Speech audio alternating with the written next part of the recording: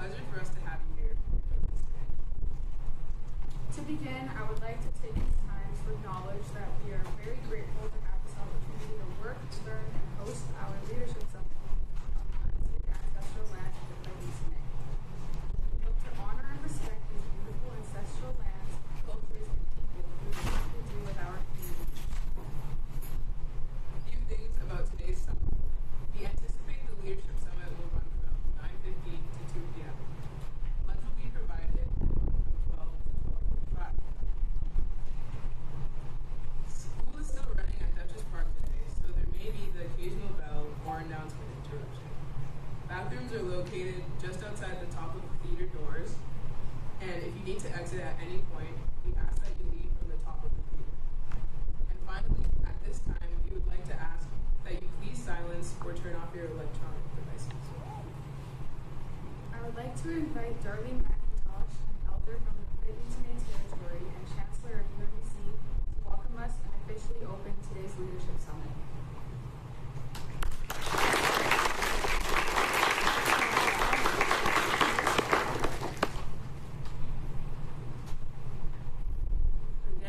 Good morning. How's everybody? You look pretty serious up there.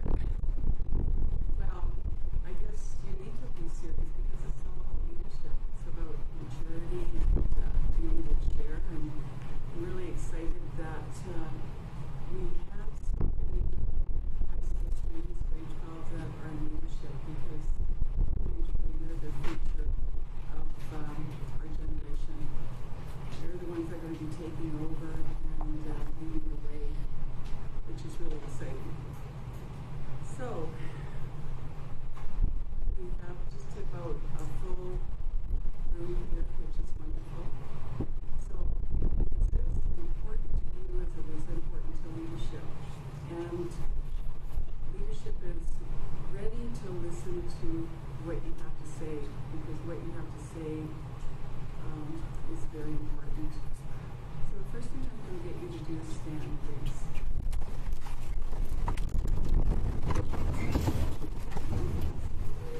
Give me a pen.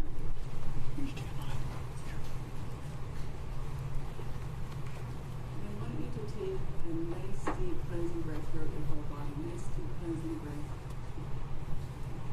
Sorry. As we breathe into our body, we connect to a deeper level of who we are, which is the true essence of each and every one of you. And you don't forget about that breath because that gives you life. And do you ever think about it? Do you ever think about breathing? No, because it's just automatic. But if I covered your nose and mouth, you can probably move my hand over your nose and mouth, and you take that beautiful breath of life into your body. So, this world is chaotic, upside down. It needs a lot of repair.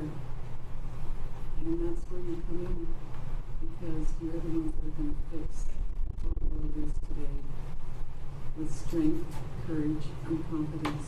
And that's what we want to see from each and every one of you, because you are here for a reason.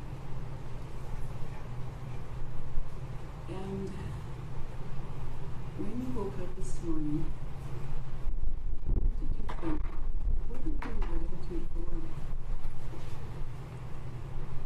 And if you think about what you're in gratitude for, you think about the rain, which we desperately need. So, we're in gratitude for the rain. We're in gratitude that we have clothes on our back, that we have food on the table, we have parents, and we have a close-knit relationship with our peers, which is so very important because they support us. And if somebody's toxic, then you step out of that relationship because it's not good for you. So we stand here today and being attentive to what will be said and give direction, your direction on what you think needs to be done in this world. We, the Clay Indian Nation, have been on our traditional lands over 9,000 years and supported by lithic evidence. The changes that have taken place over thousands of years supports the enduring strength, courage, and fortitude of our peoples. And that's what you are too. Strength, courage, and fortitude. Our governance of the has brought balance and harmony with our brothers and sisters of other First Nations people. Lake Eatmees, Kayanzar, Fra, Isiyu, Rouse and Suk, Beaver Sa, and Bear Sus. Through this system, we know who our family connections are. Through our oral history, the use of legends told of our travels, our hunting and fishing territories, our trading practices with all peoples. We remember and always steadfast in what Creator's blessed us with, and that is our traditional territories. Our ancestors have always welcomed people to our territories. On behalf of Lake Eatmees elders, our youth, community members, and Chief and Council, it is absolutely our honor to welcome each and every one of you to our traditional territories. All my relations, I see. Thank you so much. Thank you so much.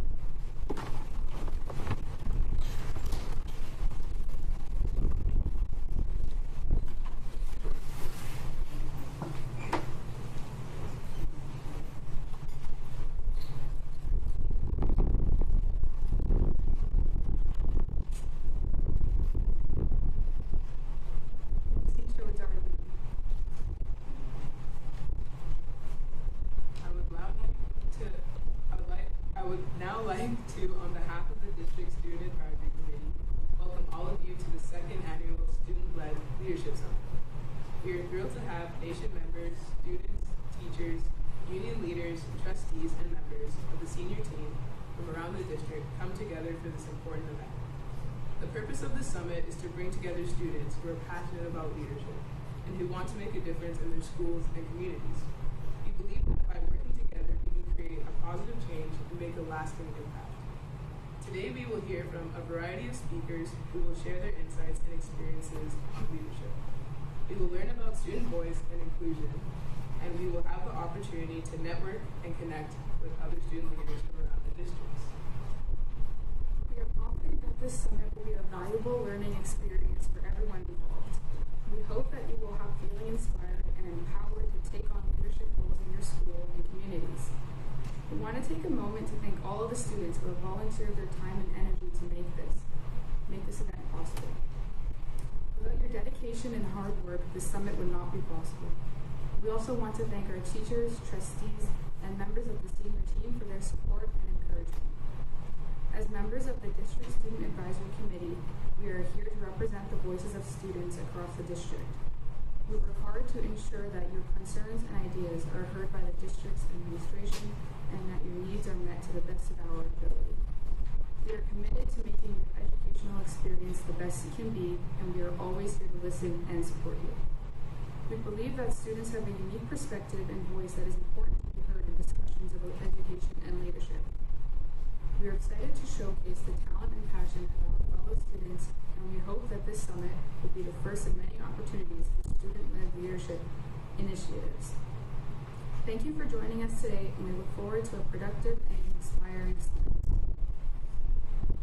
Speaking on behalf of the School District 57 Board of Education, I would like to welcome School Board Chair Trustee Mr. Brennan.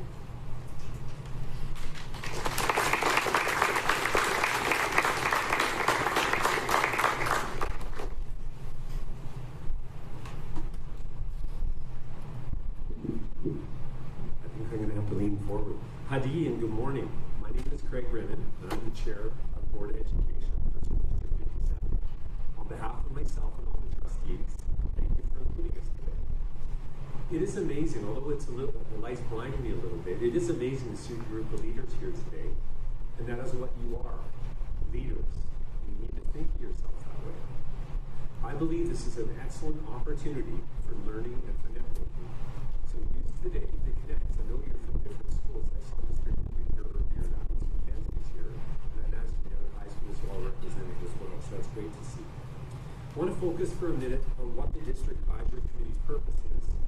So DSAC is the student body that represents each of our our secondary schools, and to a certain extent the elementary schools as well.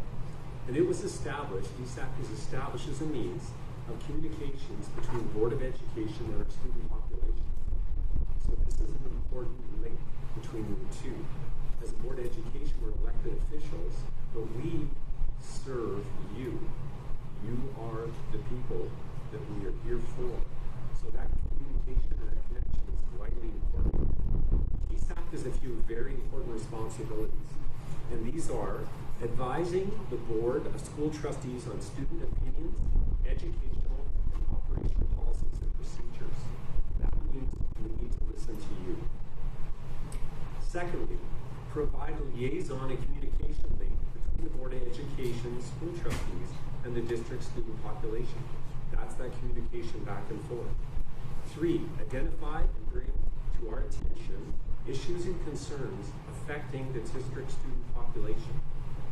And lastly, serve as an advocate, ear and voice for the district student population.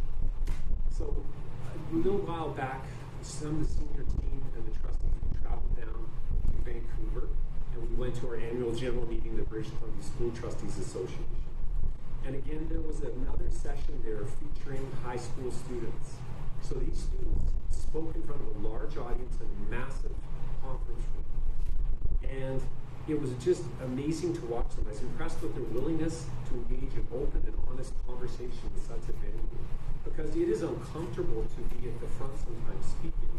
And for this small group of students to be there, speaking in front of hundreds and hundreds of educational leaders and trustees, is kind of an overwhelming experience. Those students stood up and delivered a very clear message for us to understand. And that really left a very important sort of thought in my head. And that's the thought around student voice. The power of student voice is a crucial piece of improving learning and teaching. We have to know what students are thinking. There are types of conversations that matter, and we need to continue having them with you. So student voice is important in helping to create positive outcomes for everyone. So we really do want to listen. So last year I was here at this event. For those of you that are back again, I can't tell who was here last year because my memory's not that good, but for those of you that are back, you heard me speak last year. And I encouraged at that time for the District Student Advisory Committee to become more active at board meetings. And you delivered. The DSAC presentations at the board were always well appreciated and well received. For example, one of our trustees was so moved from the presentation that she offered financial support to DSAC following the presentation. That speaks volumes. You made an impression. So the Board of Education for School District 57 values student voice. Please continue to bring that to our board meetings. And further, and I checked with Superintendent Aziz on this, so I'm going to go ahead and say this. I am seeking a commitment from the British Columbia School Trustees Association to feature our DSAC as presenters at the 2025 Annual General Meeting in Vancouver. Details will be shared when available. So some of you are hoping to create that opportunity to represent our northern, or Superintendent Aziz says, Central Interior student voice. So stay tuned for that, and I'll share those details when they're available. At this time, it's important to also commend our staff for their ongoing support of DSAC. So to Mr. Clifford and all the other staff, there are tons that support student leadership in the District Student Advisory Committee. Thank you. This event and all the related work and activities are greatly appreciated. So please remember, your leadership and contributions to make our schools great places to work and learn are valued.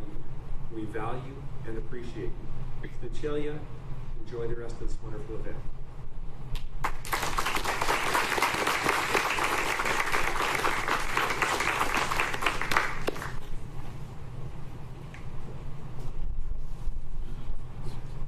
Thank you, Mr. Brennan. At this time, we would like to welcome Mr. Aziz, Superintendent of School District 57, to the podium to share some words.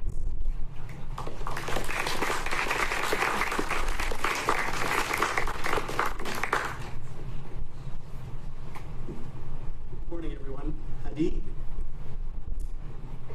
I am 2 months into the job here in Prince George, and you heard Chair Brennan reference my describing the area as Central BC. I've come here from Yellowknife in the Northwest Territories, where I was the superintendent of schools. That is the north. This is not the north. This is Central British Columbia. I had the opportunity in previous districts that I've worked in to actually have student trustees at our public board table, and student voice really resonate through our conversations. And I want you to know how committed I am to making sure that your student voice is reflected in the work and operations of School District 57. There is no larger group within our district who has representation or service. And sometimes you have to be at the table in order to affect and implement change. I remember my very first teaching interview, having a conversation with me then. I think he was a superintendent, I think he was a director of the school system. But just talking about how you have to be empowered and you have to be at the table in order to make the kinds of decisions that are important for students. And I felt that as a teacher, I was going to be able to have that kind of impact. I did within my own classroom. I became a vice principal afterwards. I started to have some impact within my school. Principal. I had some representative roles, which I really enjoyed. I just want to highlight to you how committed I am as superintendent of schools to make sure that your voice is highlighted and is brought forward. Any discussion that we have around the way that our schools operate, the way that we make decisions around things that are going to impact students. And one of those items that we have in front of us right now is cell phone regulations. You're probably aware that the province of BC has put some regulations or the expectation for some regulations into place. We're working on our procedures right now. It'll go to the board, and you will be seeing it at your schools next month. Because again, we want some feedback from you around what that's actually going to look like. Now, will it be, we don't want this? Yeah, I know you probably don't, but the province of BC has made it very clear that this is what is coming down. So really what we want to do is make sure that those regulations actually make sense, that they're palatable. I haven't been to all of the schools yet in SD57, but I sure noticed that when kids are not in class, they're on their phones. And whether that was the same moving into next year or not, I don't know. I want to work with your leadership. I want to work with your representatives to have, I'm going to say, more than just a cursory kind of conversation. It's one thing to sit at the table and be able to share your voice. It's another thing to know that your voice is actually being heard, that the suggestions you're bringing forward are actually being listened to and being acted upon. And I'm making to you the commitment as the superintendent and CEO of this school district that your voice will be acted upon.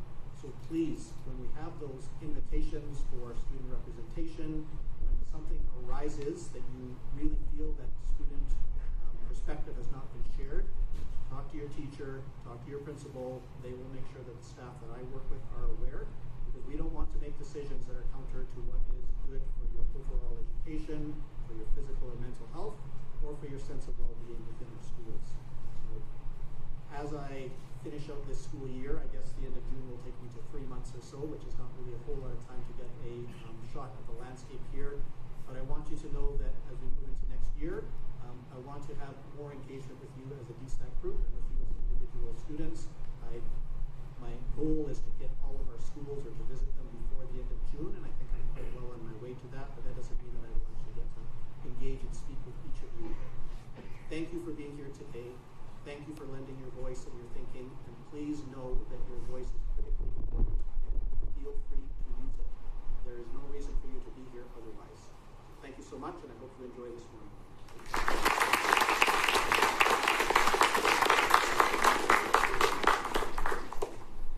Thank you, Mr. Aziz.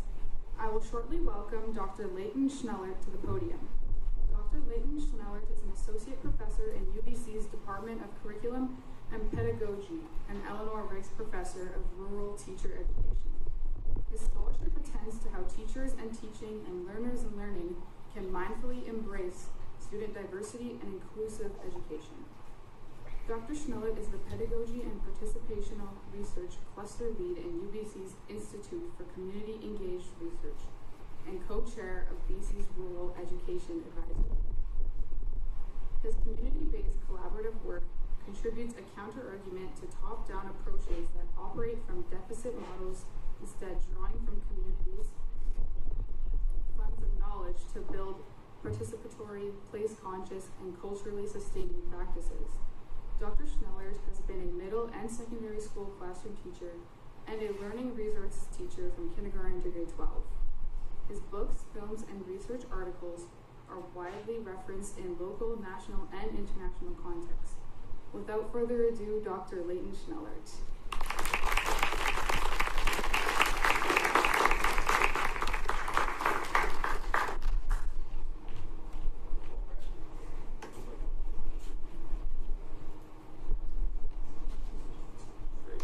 Morning, everybody. I didn't put it on. Hadi? Oh, people. I'm gonna wake you up. My name's Leighton. That was a really long introduction. I was a teacher for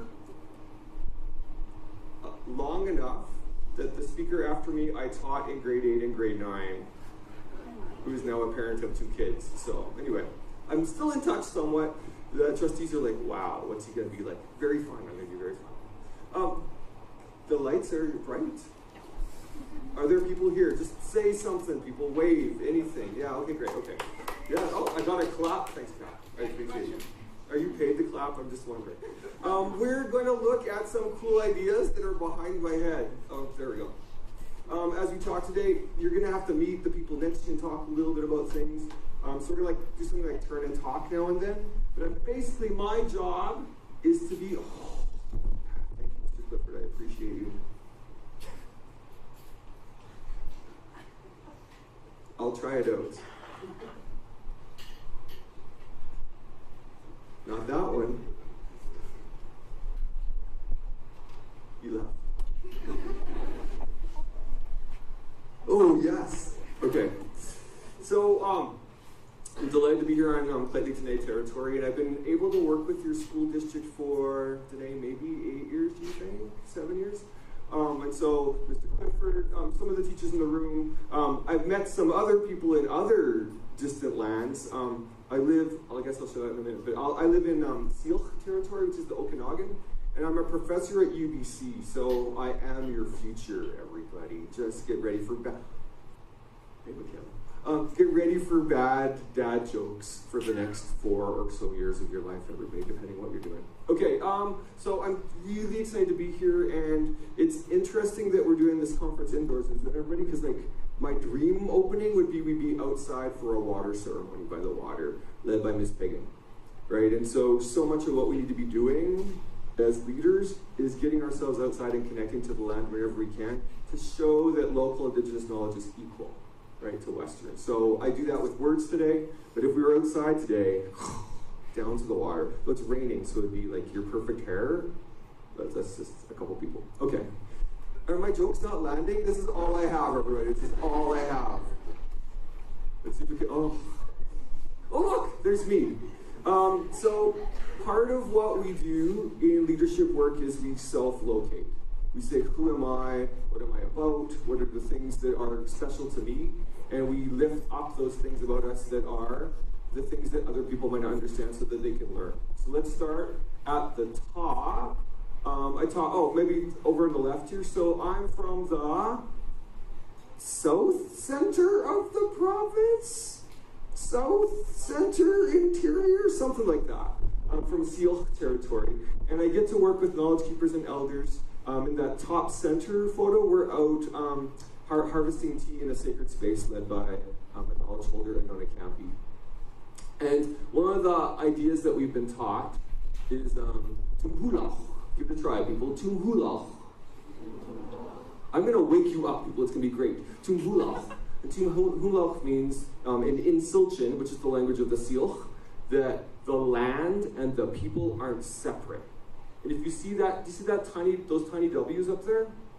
And every word that has to do with land, people are part of the word. And every word that has to do with people, land is part of the word. And so it's inseparable. Land, people, and language aren't separate. That's why I would love to be outside right now in the rain.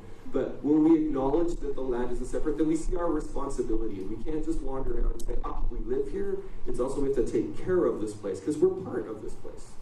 Okay, keep going. There's my mom. This is just adorable. Yeah. Both my parents are blind.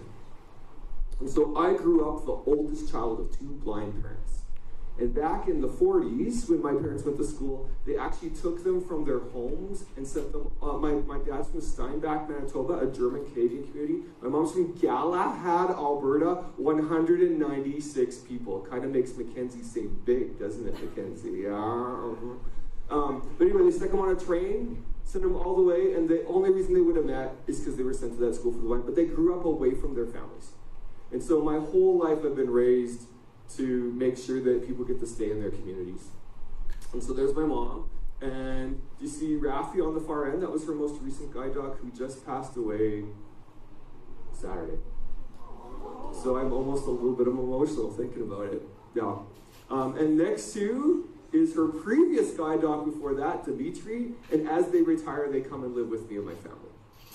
So everybody's writing on Facebook, oh, so sad you lost your fur baby. I'm like, not my fur baby, my family member who worked with my mom for like 8 years. Like, it's, you get it, everybody? Like, the things about you are special to you. And anyway, so there's Rafi and Dimitri. That was my dad. Doesn't he look like a handful?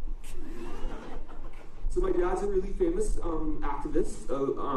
And back in 1979, when I was the only person in the room, oh, Shelley, you were born in 1979. Yeah. Just snuck in. My dad took the government of Saskatchewan to court to get something called curb cuts. Do you know what those are, everybody? It's around the corner where the curb isn't flat, but it cuts down so that a wheelchair can go up it. And so my dad did all this work around making things accessible for people. Super cool, hey? That's part of who I am. I'm a handful. There's my mom brailing Uno cards. Yeah? Anybody play Braille Uno? My nephew calls it bumpy Uno, because you can feel the numbers on the cards. My mom brailled one backwards, so she always has it backwards. We're like, Mom, we can see the 6. She's like, no, you can't. I'm like, no, the braille's on the wrong side. Flip it over, flip it over. There's my husband, Trevor. He was Bonnie Henry's deputy during COVID. Yeah, so you can thank maybe me for cohorts. This is my son Cam, who's 27, and he's an airplane mechanic. And I was saying to somebody this morning that he didn't know what he wanted to be until grade 12. When he looked through the sky roof of our car and I was looking at planes, I'm like, what do you want to do? I texted his mom and I'm like, get us into BCIT quick. Because we saw him looking at the plane. So if you don't know right now, that's okay, right? It takes a little time. But that's my boy. This is after a Canucks loss. Anybody else have that feeling right now? Anybody see that little bandwagon change sheet? It's like if you were on the Canucks train, but the Canucks are gone. Hello, I'm an Oilers fan now. Too soon? Too soon. There we go. So everybody, that's just my way of introducing myself and some of the parts of me. The other part that you already know is I was a teacher. And so I taught, Shelley Moore, who's coming up later, in, 92 to 94, Shell, you think? So, clearly I'm very young. All right, with me, peeps? Okay, here you go. You may not know the person next to you.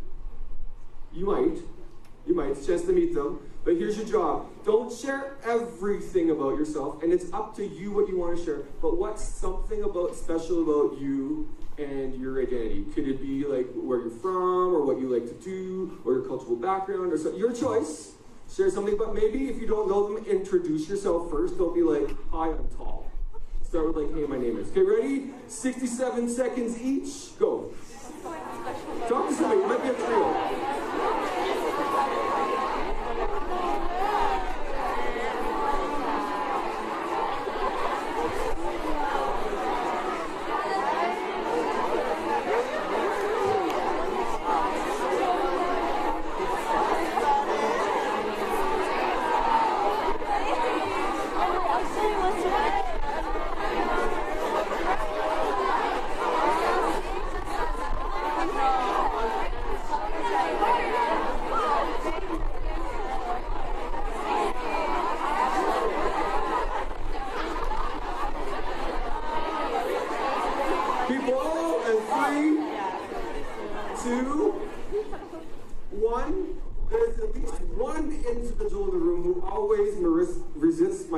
Talk.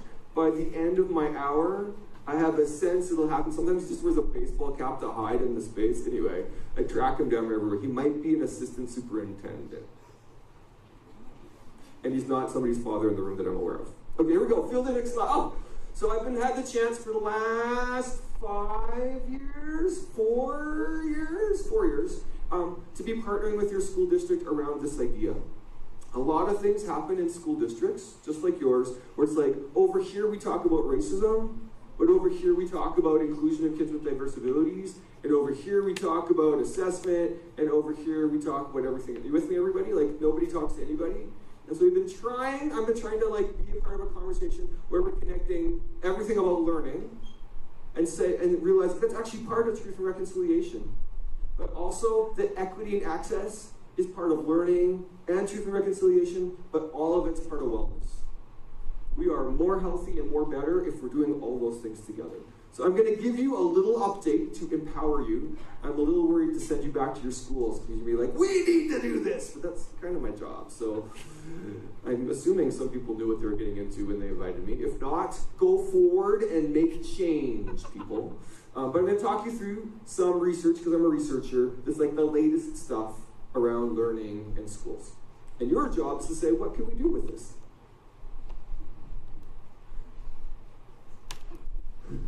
Does anybody realize that the clicker's not working and somebody at the back is clicking for me? I'm like, just trying to, I'm so amazing. Okay, there we go, click. Amazing, that's so good. Okay, people, you know, anybody else? Are there lights blocking the way? Was there an amazing production recently? Aren't the gels on those lights? Yeah, it's great. Okay, so what that says is the nature of learning. So this is a piece of international researchers, so like people like me from across the world, the leaders in research in teaching and learning. When we looked at everything, the thing that came out as most important that we need to have or develop in students is something called adaptive expertise. So it's not like writing a test and getting the highest mark. It's like when you're in a tricky situation and you're like, that didn't work, let me try that. Even in the target language for those of you in French immersion. I just saw my French immersion colleague there. Right? It's like, okay, that didn't work, versus like, I can't do it because I didn't get it right. It's got like, adaptive expertise is, oh, that didn't work, let's try this. That didn't work, let's try this. Did I mention my kid's an airplane mechanic already? Every now and then he gets in a plane where the parts are like 72 years old. And he's like, well, I guess we'll need a bigger wrench for this. And then he'll get in another plane and the part is made of plastic and he was taught on metal. Are you with me? So he has to adjust what he's doing based on what's there. Also, maybe something you don't want to know, but the majority of planes in Canada are still run with floppy disks. Awesome. Just a good fact to know. Bring an extra floppy disk for your pilot next time. Do you know what a floppy disk is? Yeah, it's like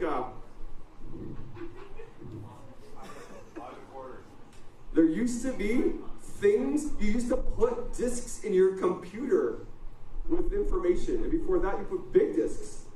Never mind, it's a thing. Now you just use a cord.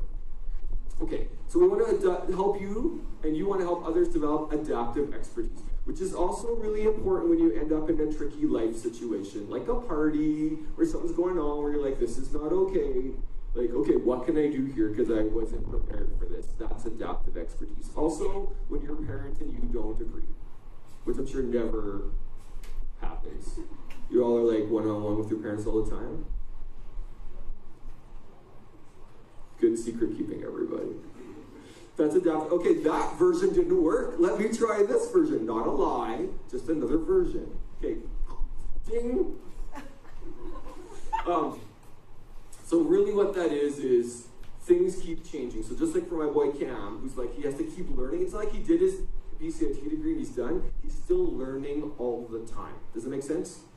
The new technique, wouldn't that make you happy to know that the airplane mechanics are still learning? Same deal in everything in life. As a scientist, I'm still learning things all the time. What are there, 2 planets left? That was science humor, people.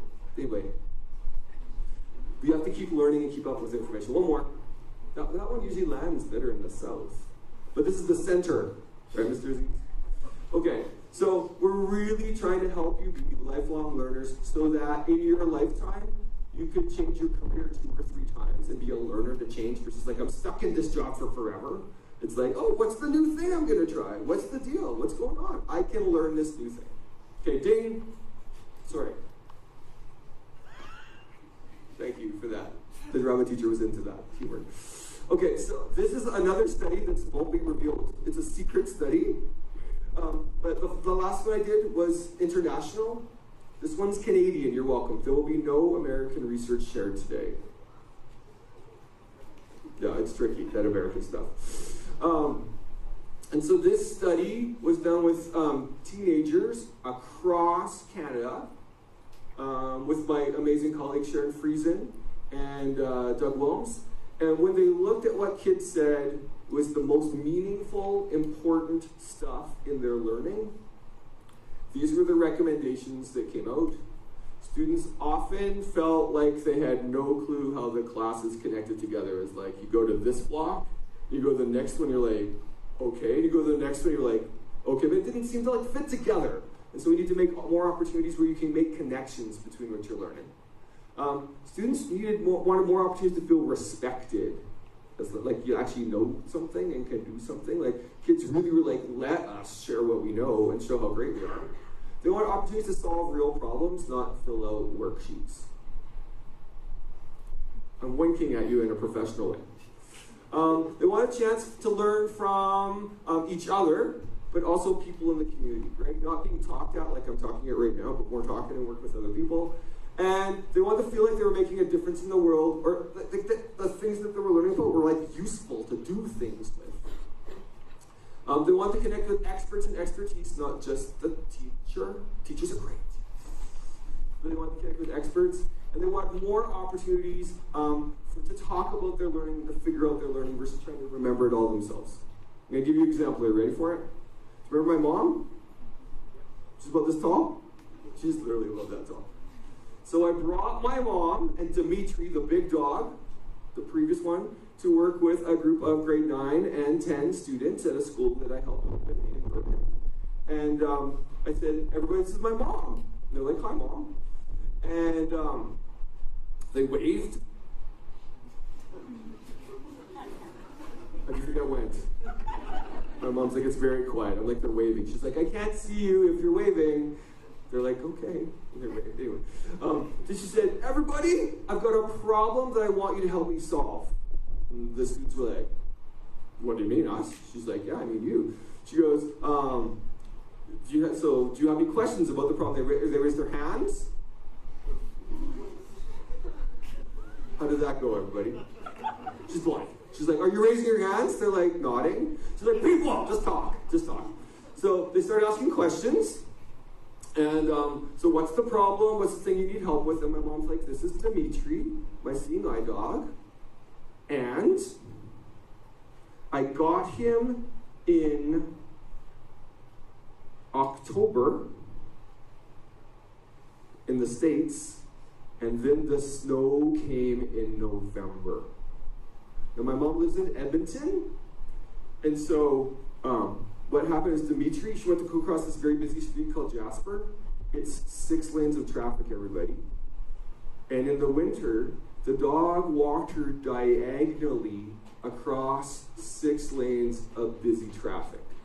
Why do you think? It snowed, and the dog had never seen. You with me, everybody? I'm sure you get a little snow up here, people. So anyway, like beep, beep, beep. My mom's like, can't see anybody. She's like, hello. Anyway, she didn't die then. But she was really like, this is not okay. Anyway, Dimitri could not figure out what the snow situation was.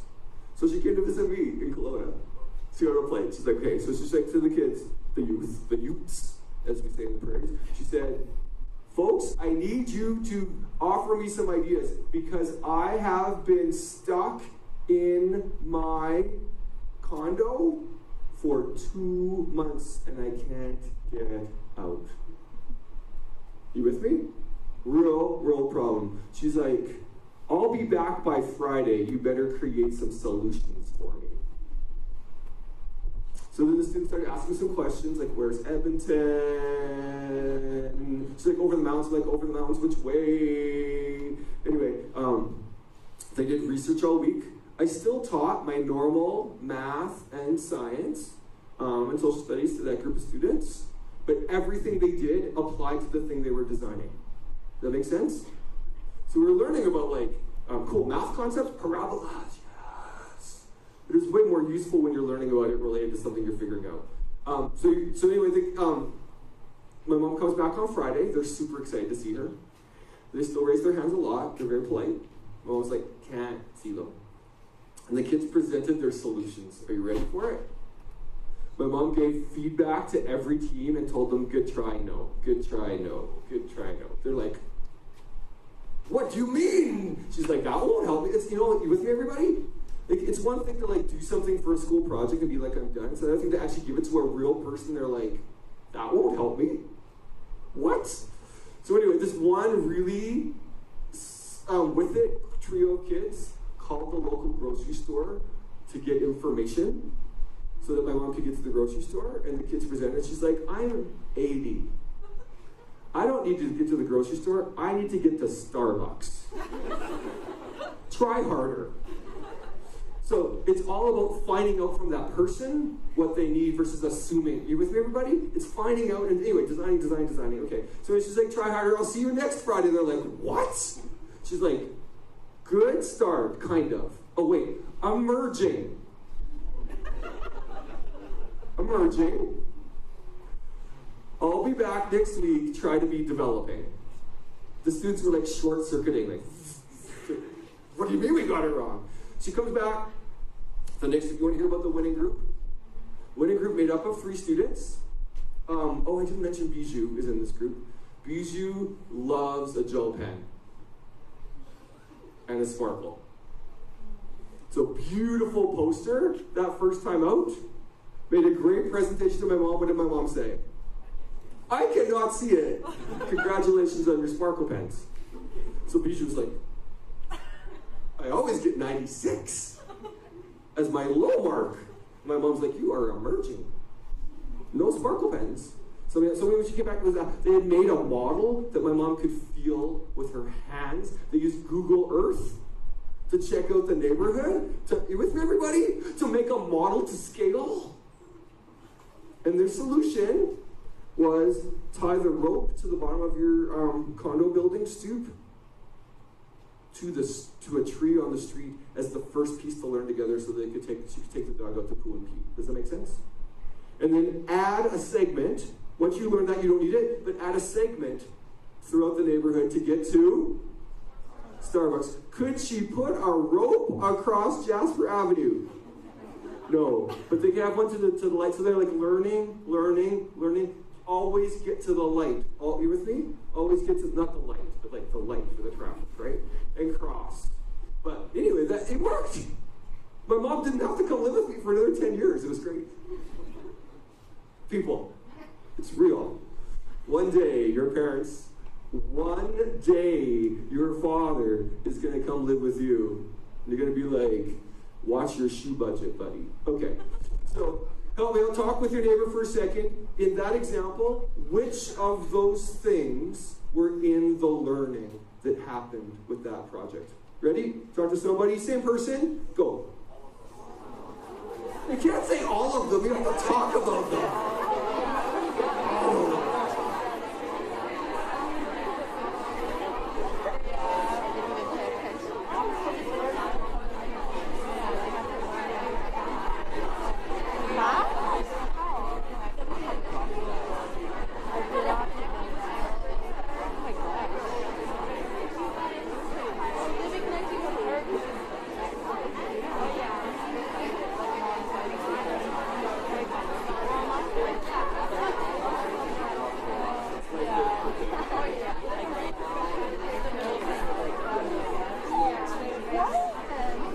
People, you ready? Should we try it? Okay. How are subjects interconnected? What do you think? How is everything interconnected?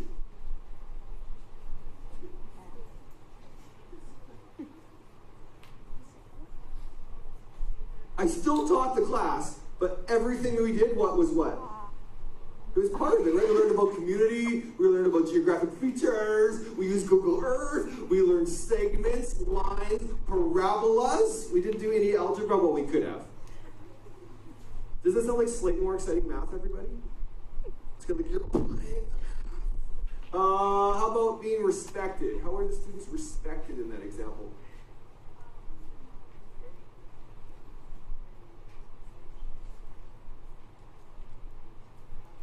Nice. My mom was really excited what they had to say and wanted to hear about it. It's like the students were the solvers. Oh wait, that's the next one. Thank you. Did they get a chance to solve a real problem? Yeah. Heck yeah. Heck. Sorry, yes. Yes. I have to tell you at the beginning, the students are like, why are you asking us? And my mom's like, because I need help. Right? Is that a hint? Okay, people. Was there a chance to learn from people in the community? Yes. Yeah. The grocery store, the group they called the grocery store. They must have had a good cell phone plan. Did the students get to feel like they're making a difference in the world? Yes. Yeah. Everybody? Like it's kind of like they had to practice and try again. I will say my mom gave compliments the second time. Yes, that's an interesting solution. Yes, there really is snow. No, I can't send the dog back. That was my favorite. Could you get another dog? That was the solution. My mom's like, no, anyway. And what I didn't mention is Dimitri had like a little nervous breakdown after the Jasper Avenue thing because he was like this perfectly trained dog. He's like, this isn't working. So it was as much about helping my mom as it was about helping Dimitri. Yeah, like helping train. Good. Did they get to connect with experts and expertise? Who's the expert? What's she an expert on? Also Google. Blindness? What else is she an expert on? What she needs? There's an old child over there. What else? What is she an expert on? Starbucks, yeah. The dog, like nobody else knows about guide dogs. They don't think they're pets. One more thing she's an expert on. Edmonton. Right? So many, you with me everybody? When you get to read somebody's garden. Now my mom wasn't there for every class, but she started it. She came in the middle. And she came, cool, hey? To solve a real problem. Great. And there was a lot of talking and collaborating. I will say the students got frustrated. I'm sure you've never worked in a group where you got frustrated. Anybody right there's like, what? I will say Bijou did take over a lot of the time with her sparkle pens. But it turned out that one of her 3 people in her group was really skilled at precision and applied math. And so Bijou got used to, okay, this person gets to take the lead now. Okay, so there's my example. There we go. As we think about the third part, about where we are in education and you as leaders, the first one was, remember, adaptive expertise.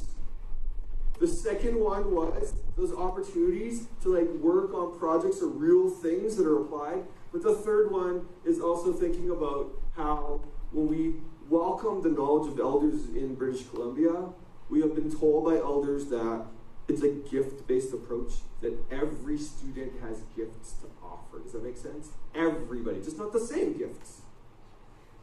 That we, as teachers, need to invite students to say what's working for you, what's not working. It sounds like student voice, kind of. Looking at the board chair and the superintendent, just like you two talked about, the elders are telling us, what's your chance to say what's working, what's not. And then lastly, that we really have to put a lot of time into building community in the classroom so everybody feels like they can share their ideas. We can't just assume it's going to happen. You with me, peeps? I will say there were lots of things about me growing up that I did not share in the classroom because it just didn't feel safe to share them. Oh.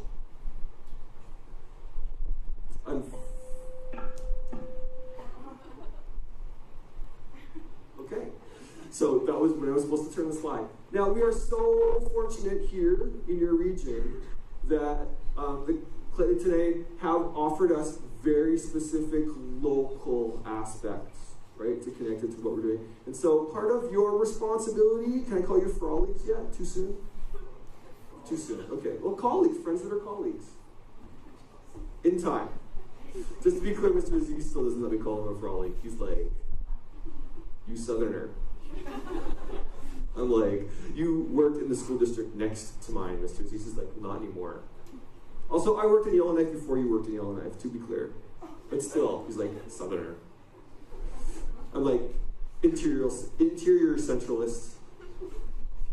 But what we can do in terms of what we do in our learning and in our schools, and from a student leadership perspective, is just connect what we're doing, or like the core competencies, to these principles. It's a very doable thing, everybody, to just welcome and acknowledge local knowledge is equal. I'm gonna go to one more here. Feel the excitement. Okay, you're gonna talk right after this one. Get ready to talk again. Also, you gotta peek around to see if anybody doesn't have anybody to talk to. Just scoop them into your duo to make a trio. Okay. So when I'm gonna say this lovingly. When I went to school, when I was a young lad, a lot of the teaching was what we call transmission teaching, where the teacher talked at you and you were supposed to remember it. It still happened a lot, right, everybody? Right? And university and college still has lots of that too. So it's not like it's not there. And it's necessary to be taught some stuff. But it's tricky. Can you see how the roots are broken in that picture? Transmission teaching doesn't result in deep learning. Right? You got to do something with that.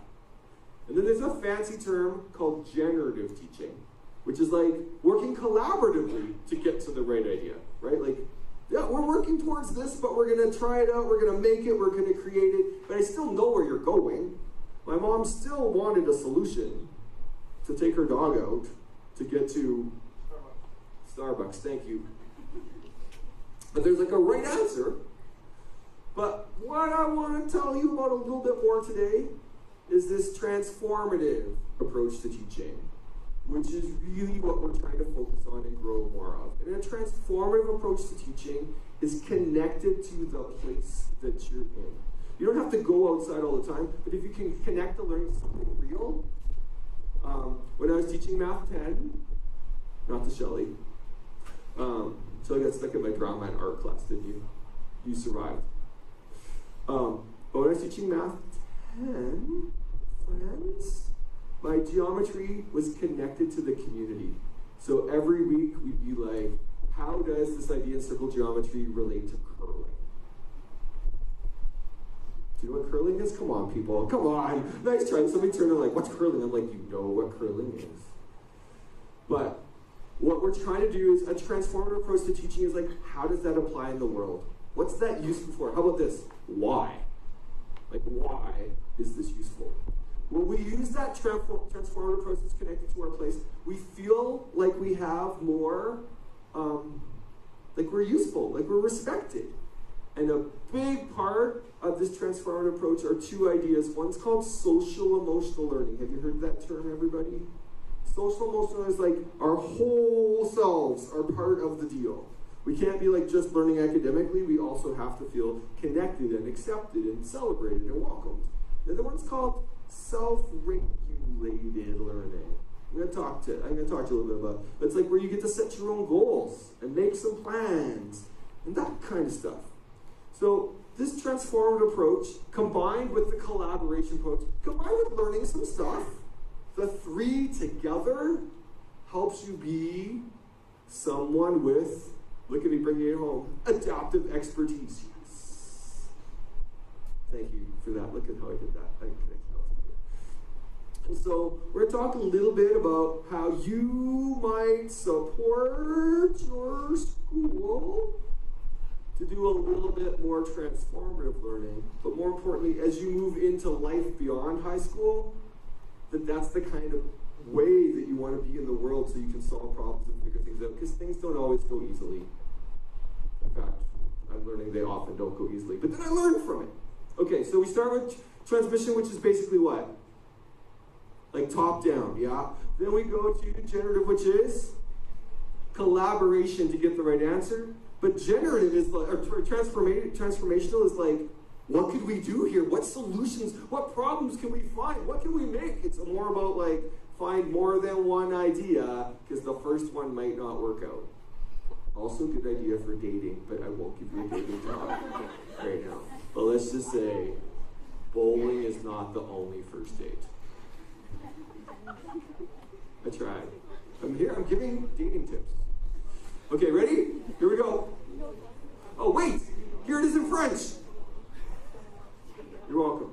Okay, go back one. Okay, so here we go. With your Frawley, too soon. With your neighbor, nobody left out, so it might be a trio.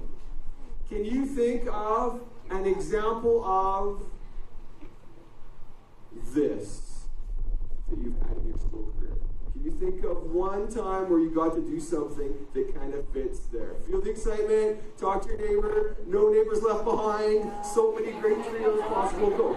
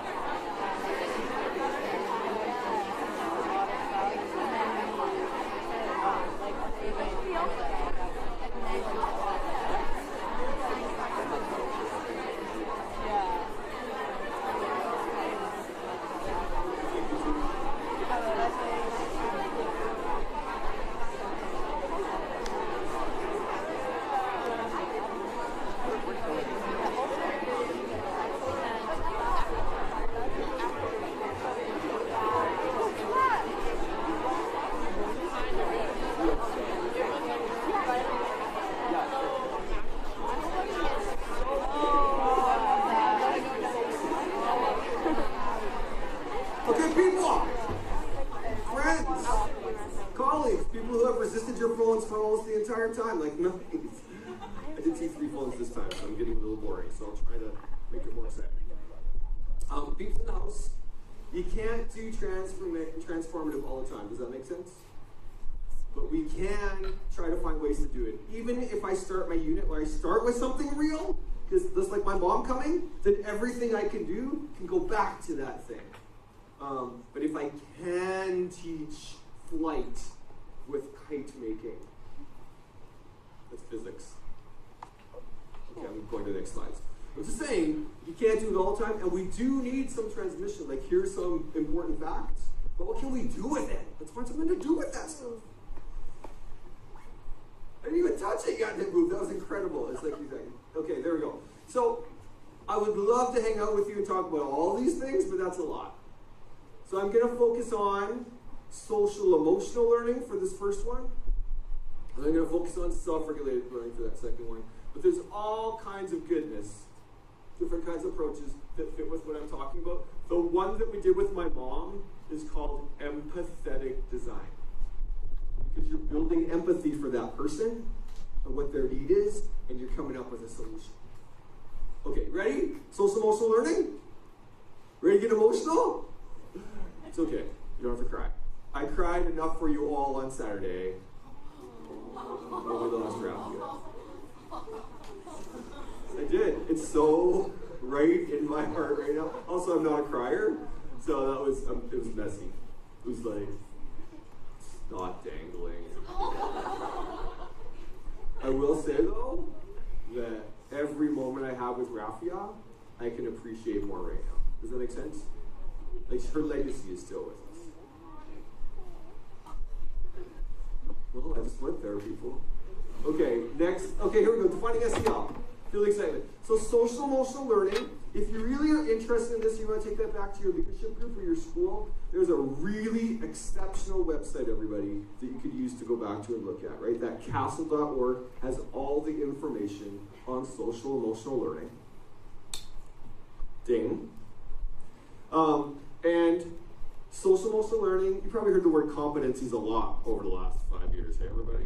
Competencies, competencies, competencies. Social emotional learning is at the heart of the core competencies, everybody, right? Like being able to hear other people, be respectful of them, figure out what's going on, solve problems. But it really is it's the set of skills you need in life to be okay when crap happens. I was going to say a different word, but I'm not allowed. Well, just by me saying that, you know what I meant. So there we go. Ding. So here are the 5 domains of social emotional learning. I'm going to start with the reds. The reds are the self ones. So self-management has to do with like making a schedule for yourself, not yelling at someone when your alarm didn't go off, not yelling at someone when you can't find your breakfast, not yelling at someone when you forgot take class, then there's a pro D day. Anybody forget it was a pro D day and go to school recently? Yeah, people. I'm like, hi, I'm so glad you're here. Help me clean up the classroom. The students like, never. Self-awareness is knowing your strengths and your stretches, everybody. One of the most important things that can help you and help others be successful in life is recognize we all have gifts and we all have things to work on versus like, I've got it or I've got nothing. But when you're feeling totally freaked out about the test and you're procrastinating, you're not usually thinking about your strengths. You're like, I can't do it because what's my way? Anybody else a memorizer in the room? Yeah. That's good on you. I was that person too. I'm like, I just practice before the test. I did well on the test. I'm like, I don't remember. What's the next test? But that's a strength. My stretch was remembering later. Okay, let's go to the blues. The blues are really important, which is like being able to figure out situations. Like what's going on here? What's going on with other people? And then relationship skills is like being able to work through difficult things, right? Being able to work with other people that maybe aren't your perfect people to work with. Good practice for marriage. It'll come, just like 10 years or so from now. Or partnership, like all the ways. And then the other one is responsible decision making. How do I say this? I'm just going to tell it to you, teenagers. How life goes is probably most connected to that one. Being able to figure out what to do in difficult situations where it's like, I can do this, but I can do it this way. I can help somebody do this, or I cannot. But that's where we get like, when you're in instances where there's bullying going on or crap going down, what can I do in this situation versus freeze? How can I help things be better? Okay, with me those 5 domains? Okay, here's the research that comes with it. I didn't even press it and it changed. It's like telepathy. Yeah. Drama teacher to drama teacher. Okay. I will admit the last time I taught drama in my own classroom was before anyone was born. Okay, here we go. So, people in the house, that's you. You're going to get to talk after this one. But it's kind of like, how could you bring this back to your school? So go back one for a second. You do want to say, what's one thing we could target in our class? Or does that make sense? Or in a school, like there's always one thing to get better at. You can't do them all at once. Go forward now. But what research shows us is that when we create learning environments or classroom environments or schools where there's a feeling of safety and caring and they're well-managed means like there's routines or they're participatory, like you know how you get to take a turn. We know that kids have better school attachment. If you create spaces where okay, everybody gets a turn, here's the way that we do it. You know, not like a free-for-all, it's just like, if you're loudest, you get heard. But like everybody gets a chance to be heard. We know that there's more school attachment, but we also know that you don't develop these skills unless you directly build them into what you're doing, right? To actually teach them to build those skills. And I will say, as a science teacher, we call this citizen science, everybody. It's not just a course, it's actually part of science. Working with other people in the lab is likely what helps you keep your job, not because you can titrate perfectly. I'm a very good titrator. Do you know what that is, everybody? It's like the exact right number of drops to match that thing. But that's not how you keep your job as a scientist. You keep your job as a scientist when then the other nerdy person just next to you is like, that is a horrible example of how the electrons move. And I'm like, you know what you can do with your electrons. That's when I lose my job. With everybody? So we have to learn how to do that. Where we're working with people, not just because I'm the smartest person in the room, it's kind of like everybody's smart and I have to find a way to work with other people. We know that when we teach those specific skills, you have more positive development as a person, but you're also able to deal with those crappy situations or can I call those tricky situations? Those tricky situations where you're like, we're all at the party, everybody's drinking, somebody's gonna have to drive. Responsible decision making is like, before we all start drinking, it's like, somebody this time can't be the drinker. So does that make sense, everybody? But if you don't work on those things, you get in a situation you don't know what to do. Okay, you still have that partner? If your partner left, just find a new partner. You're welcome to text me, but I don't have my phone, so text somebody else. What do you think you could bring back? Let's go back and forth between this one and the previous one. What do you think you could do with this information to bring back to your leadership team at your school? Does that make sense? What might be helpful to share or think about, if not for this school year, because this school year is just about done, but how can, people, wait. What could you bring back, and how would you bring it back? So this one and next one, how many minutes did you get? 67 seconds. No, times 2. 134 seconds. Go.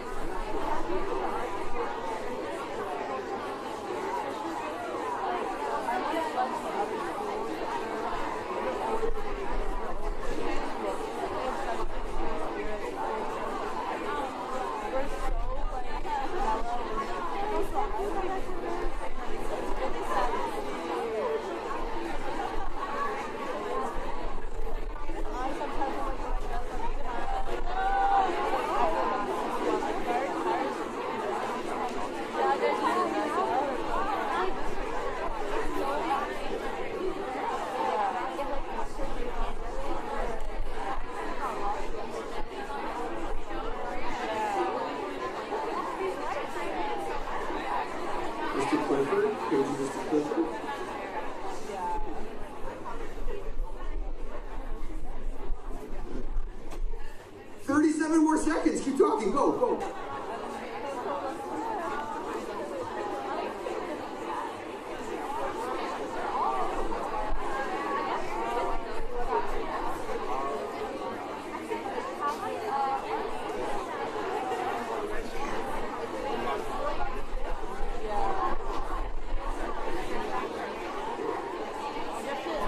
Amazing.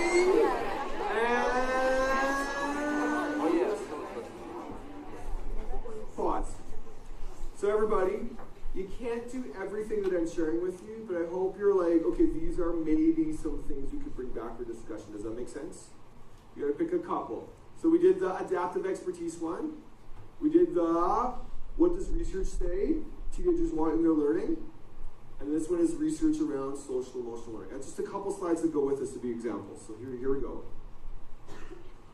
This one's around, it's so tricky when the title is covered up, isn't it? You can guess what it says. This is a teacher who did some work around mindsets. And so I know when I'm teaching math, a big focus for me is helping my students have a growth mindset in math. Because I'm sure some of you are those kids, right? Those youth who are like, math is not my thing. And my job as a teacher is like, math is everybody's thing. And I'm gonna help you find some ways. But so often, we just shut our, same for me in science too. Like some people are like, I'm taking science 10 to get it done. I'm like, welcome to science. But it's not so much what I say, it's how do I set up my class, which is like, you can all do this and how can I help you? Does that make sense, everybody? It's building that growth mindset opportunity. Okay, ding. This is Lori's example from her class. You just have to go ding, ding, ding, ding, ding, ding. Woo! That was a lot of dinging. She explicitly in her classroom says, here's often what we say, let's try this instead. Does that make sense, everybody? Just getting it out there to be like, there's a way to shift how we think so we can be more engaged and give it a try. I got one more coming. Feel the excitement. Oh, friends. This is from Yale. It's got to be good. Thank you for that. I'll try. Ding, ding, ding. Good stop. We know that for teenagers in particular, we don't often talk about that feeling part, but the feeling part is often what holds us back in our learning. That's why we don't study. That's why we get stressed out. That's why we're like, what do you mean I have to be in a group with that person? I'm sure that did not happen last week to anybody. How did I get in a group with this person? So there's lots of reasons why you feel that way. They're too cute for me to be in this group. I'm too cute for them to be in this group. I'm going to have to do all the work. Or, when do I get to talk? Anybody? Anybody? But these kind of things are helping us set up for like, how do I want to feel? I want to feel respected. I want to feel included. What can we do? But I also want to bring that third one to the bottom. We often don't talk about how we solve problems together. And so if I can do something with my students around that, then we have problem-solving opportunities. If we don't talk about how we want to feel, then how are we going to set that up? How are we going to feel like we belong? So in Melissa's class, I think that's what's next. Yes. Ms. Burdock's class. Now it is in French. It's okay, you'll be fine. Some of you will be super happy. These are her versions of the questions that she asks her students at the beginning of the year. What are your worries about school or this class for this year? What are you excited about? What supports do you need to have? Wouldn't that be cool to be asked? What supports do you need to have a successful year? How do you want to be treated when you're at school? And what does community mean to you? You with me, friends? How do we start the year by talking about how are we going to be together so we can make a space where we can also feel respected? But I think, does anybody go from like one teacher to a different teacher to a different teacher to a different teacher? Anybody?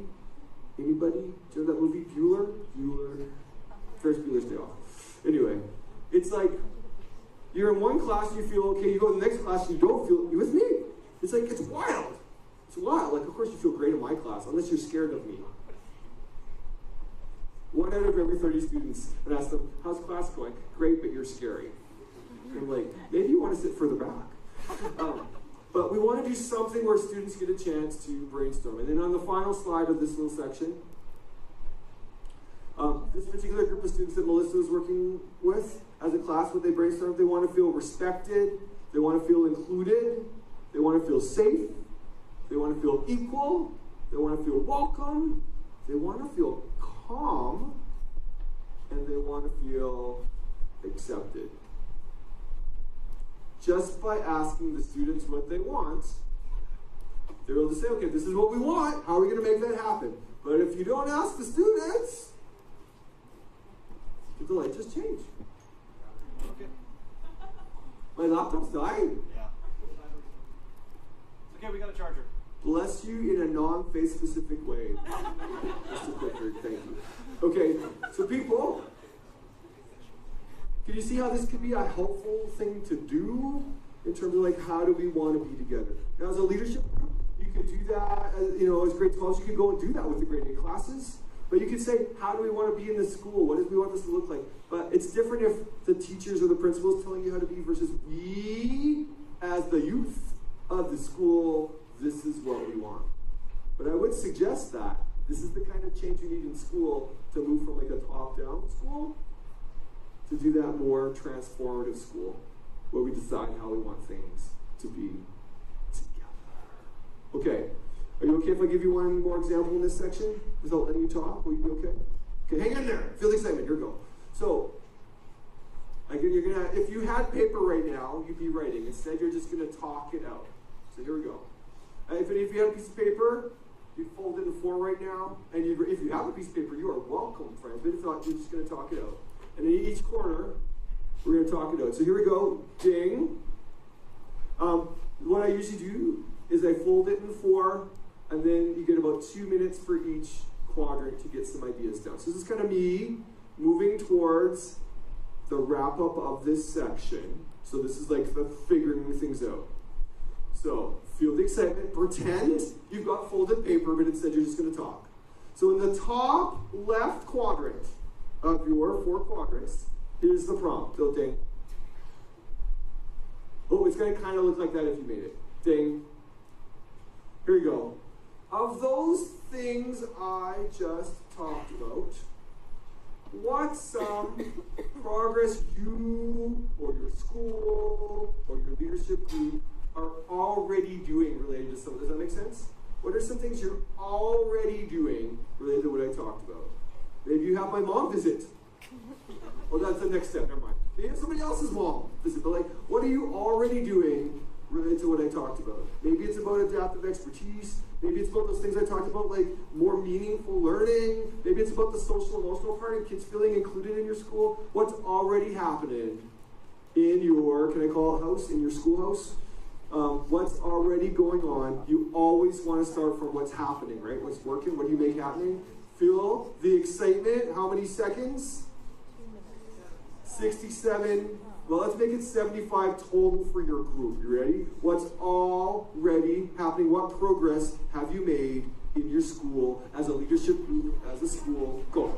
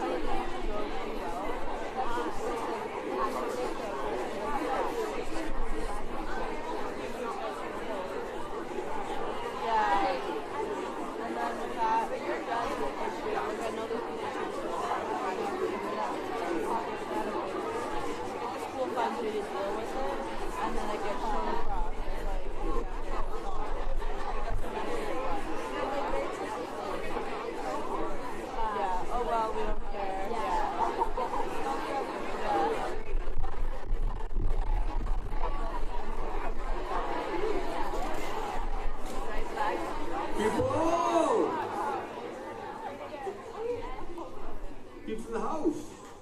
Folks are next. We always, when we do this kind of work as a team, so when you're going back to your leadership teams as a school and doing this kind of work, your leadership class, you always start with what's working. Does that make sense? We call it the recognition quadrant. If you can see something that's working, you have a more positive mindset. But if you're like, nothing's working, you shut yourself down and you stress out. If you're like, what's already working? So I suggest, right, you go back always for your meetings and be like, what's working? You know that plan we have, that goal, what's happening? If you're like, the kids ripped down the banners. I'm like, no, start with what worked. We made banners, yes. How long were they up? 2.5 days, some of them, yes. And then they ripped them down. Okay, next quadrant. But always start from what's working, because if you get that recognition, then you can see what's happening and it leads to more. But if you shut yourself down, you can't get going. Does that make sense? Also good dating tips. What's working? We went on a date. It was bowling. No, what's working? We went on a date. Okay. People are like, what's wrong with bowling? Just saying there's more. Okay, ding. Whoa, that's it, this is the one. Okay, the second quadrant, usually when we do this, you can do this like as your leadership group, you can just brainstorm one together or you can do it individually, right? But the second one as a leadership group is, what are some things you might need to accept or let go of? Like it's the end of May. We can't do everything that we want to do still. We can't have 6 more pep rallies. But what are some things you might have to accept? Like, the school is ready for this, but not so much that. The grade 10s are a handful. I don't know, I'm just making it up right now. There are, Mr. Schnellert, that's me, will be yelling at us all year with excitement. Like, I can't change myself that much. So what are some things you just have to accept in your situation that you probably can't change? Are you with me, everybody? Right away? Because if you can say what those tough things are and you put them over there, then it also, but sometimes you don't talk about the crappy things either, right? We just pretend they're not there. So what are the things that we have to acknowledge are like, our entire leadership group is in grade 12 and there's one grade 11 and they didn't come today. Accept that. That was a good one. Okay, ready? 67, no, 75. Somebody's asking for 75. 76? You could have 76. 76 seconds. What are some things you're just going to have to accept as a group to be able to move forward?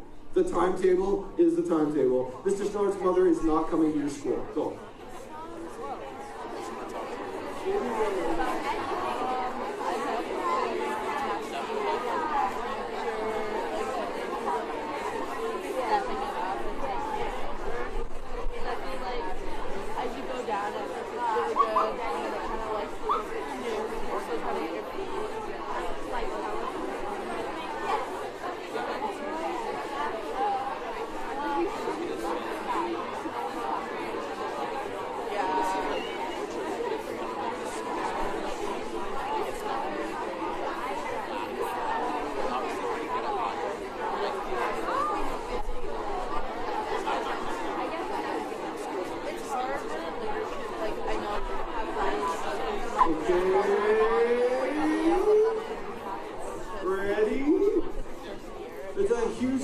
Between groups of like 5 and 4 and groups of 2 who are like, I have nothing left to say to you. But anyway, you're making it work. You're making it work. These are really, can you go back one for a sec?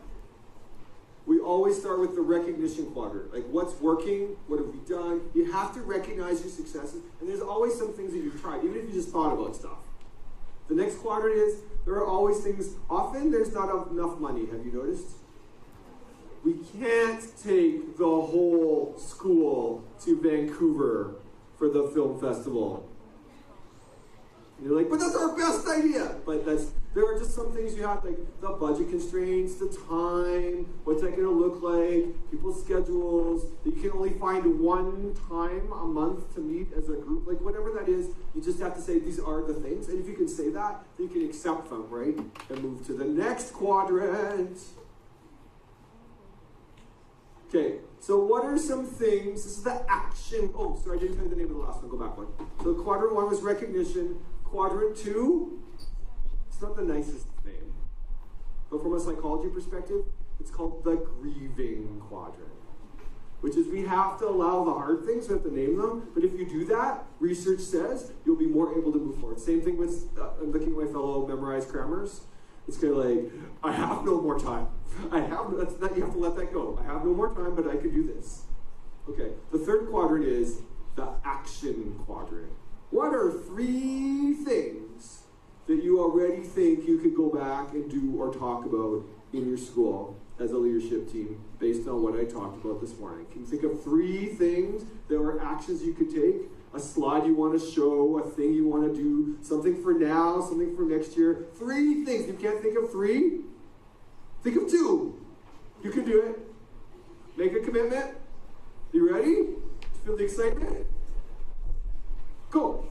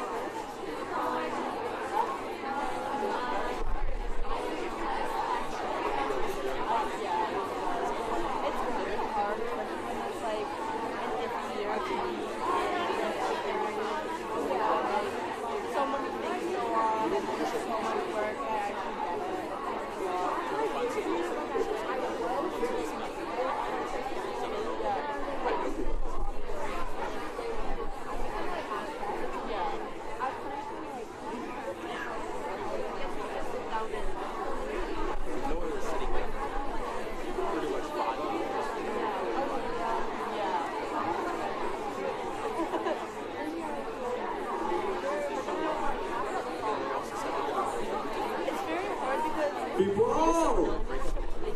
Friends? Not yet, but frolics anyway, frolics. You with me? This is a way that you could possibly work as a leadership group, right? What's working? What have we done? What can we control? What can we do?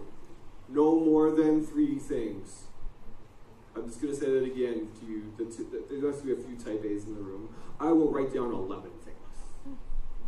Pick 3 and do them well versus a whole bunch. Okay, you got one more quadrant. Feel the excitement.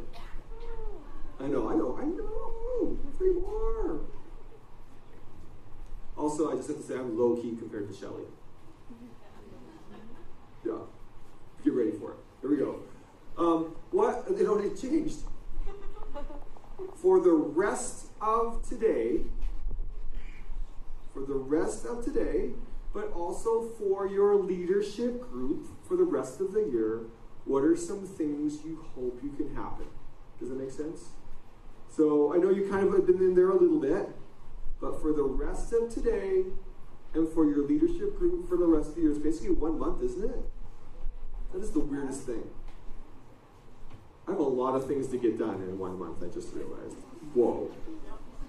That doesn't even include grad. Okay, people, what's one thing you hope can happen today? And what's one thing that you hope for your leadership group for the rest of the school year? I will ask for some sharing right at the end. Feel the excitement.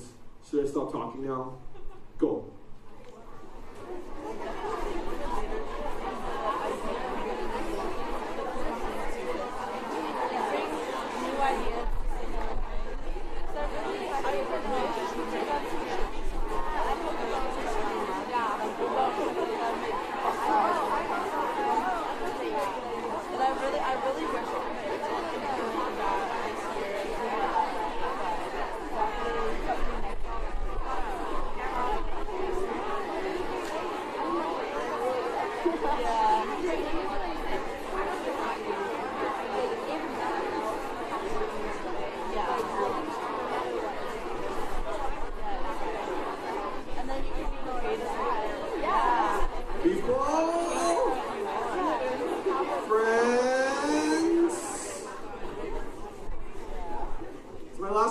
So frolics, here we go. One hope for today. Let's hear for a hope from the back row, people. Give me a hope. For today? Yeah.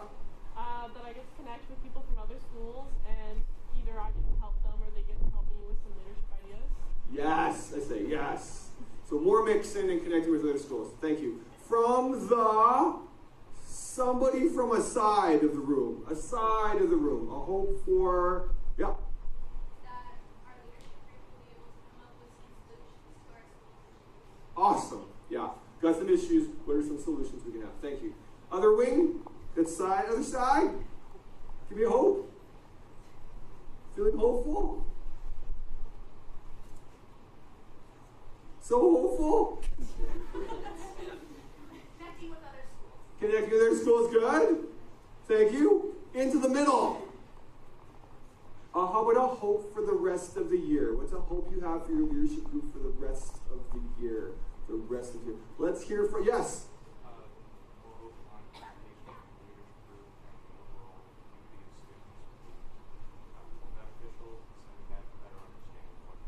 Yes. So more open communication between the leadership group and the larger body of students to know what they want and they need. Great, thank you. Another possibility, something I'll hope for the rest of the year. I can't wait to hear from anyone wearing blue that I haven't heard from yet. Any blue wearers willing to share one hope? One hope? Yeah. Oh, I was just going to say, like, showing other students in our school and our community what leadership does and kind of bring more of a connection to leadership and make this year more of an impact so more students are connected for next year and we can keep on going with that. Yeah. So, like, it could be a mystery to the rest of the school what you all do. Is that true? Yeah? And so it's kind of like, here's what we do, and then having more of an impact. Yeah. Awesome. Great.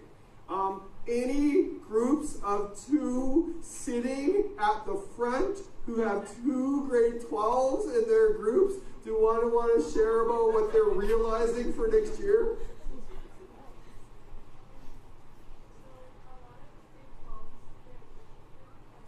Yeah.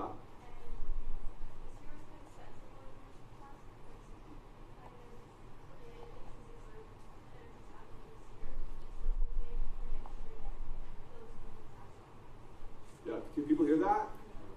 This group of grade 12s, you know, they really felt connected, they really did some special things, but they're all leaving. So how do you support the next year's group to find a way to do that too, without that just leaving with your group, right? It's kind of like, look at the great things we did, goodbye. Versus your responsibility is not just as you, but how do you make that like a cultural thing in your school? Yeah, so like mentorship of the future groups, great. Okay, last one. Something nice to say about me. This is the hardest one of the day. It's the hardest one. I dress really nice. Also, can I just point out that these shoes match every belt I have.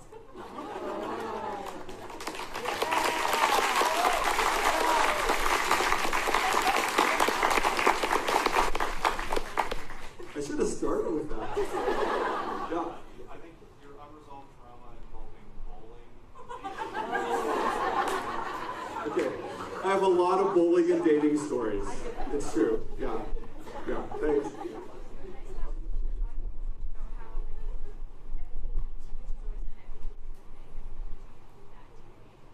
Thank you. Just connecting what we teach to real things, right? That there's a real example. Thank you. Bring it home. I see what you told us today, and see it a lot with teachers at our school, with the differences. We are teaching is like just like every field, everybody is a field based on research, and so the people who are getting trained now are getting access to new stuff. Old people like me are like, we have to keep learning. But it's the same for you, everybody. You're going to start your careers, you're going to be the freshest, newest, most knowledgeable people, and then 10 years in, you're going to be like, I better keep learning. But yeah, there's something about, you can see that this is the kind of stuff that we're doing. Cool. Bring it home, somebody. Be kind, be gentle, be kind, be gentle. Yeah. I'm funny! Thank you. I'm going to text that home. I'm going to be like, I'm funny. And I'm going to get a text back by, try 30 years in. Okay, people, we are going to transition to Mr. Clifford. Where'd you go? He's probably writing up announcements to the leadership team, of course. Co-chair, over to you. We're going to go on a 10-minute break just for like a washroom, maybe some snacks and whatnot. So we're going to let you guys go do that now, and we'll meet back in here in 10 minutes. Anybody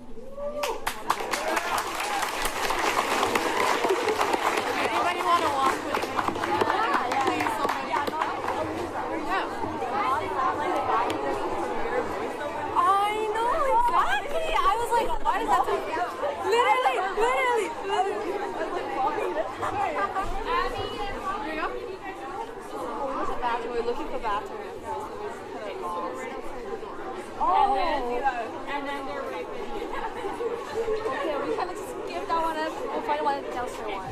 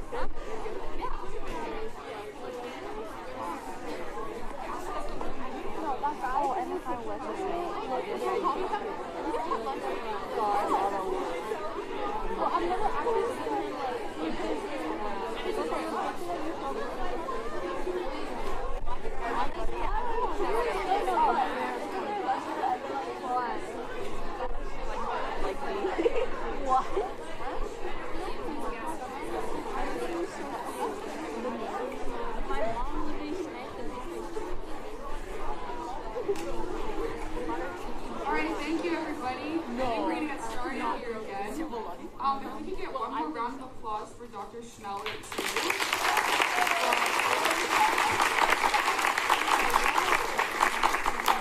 I want to thank you so much for coming in and speaking to us. It was super good. It was so engaging and fun, and it is greatly appreciated. Thank you again. And one thing I'd like to say is something I personally took away from what you said to us.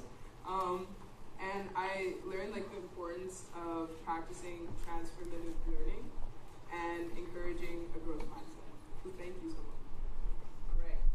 Thank you everyone for making it back in a timely manner. We would now like to introduce Dr. Shelley Moore. Like many others, Shelley didn't feel like she fit into the educational system she grew up in. After a convoluted educational journey, Shelley finally received her bachelor's degree in special education at the University of Alberta, then promptly hopped on a Greyhound bus and moved to NYC to kick off her teaching career. After 2 years of teaching in New York, Shelley moved again, making a home in Vancouver, BC, as a resource support teacher for students with intellectual and developmental disabilities. On Canada's West Coast, Shelley received her master's from Simon Fraser University and a PhD from the University of British Columbia, which focused on learning about and researching inclusive educational theory and practices. Shelley also has an amazing website titled 5 More Minutes, with videos dedicated to empowering schools and classrooms to support all learners. Her website and video series offers resources, research, professional development activities, and inspiration in 5-minute chunks. Please give a warm welcome to Dr. Shelley Moore.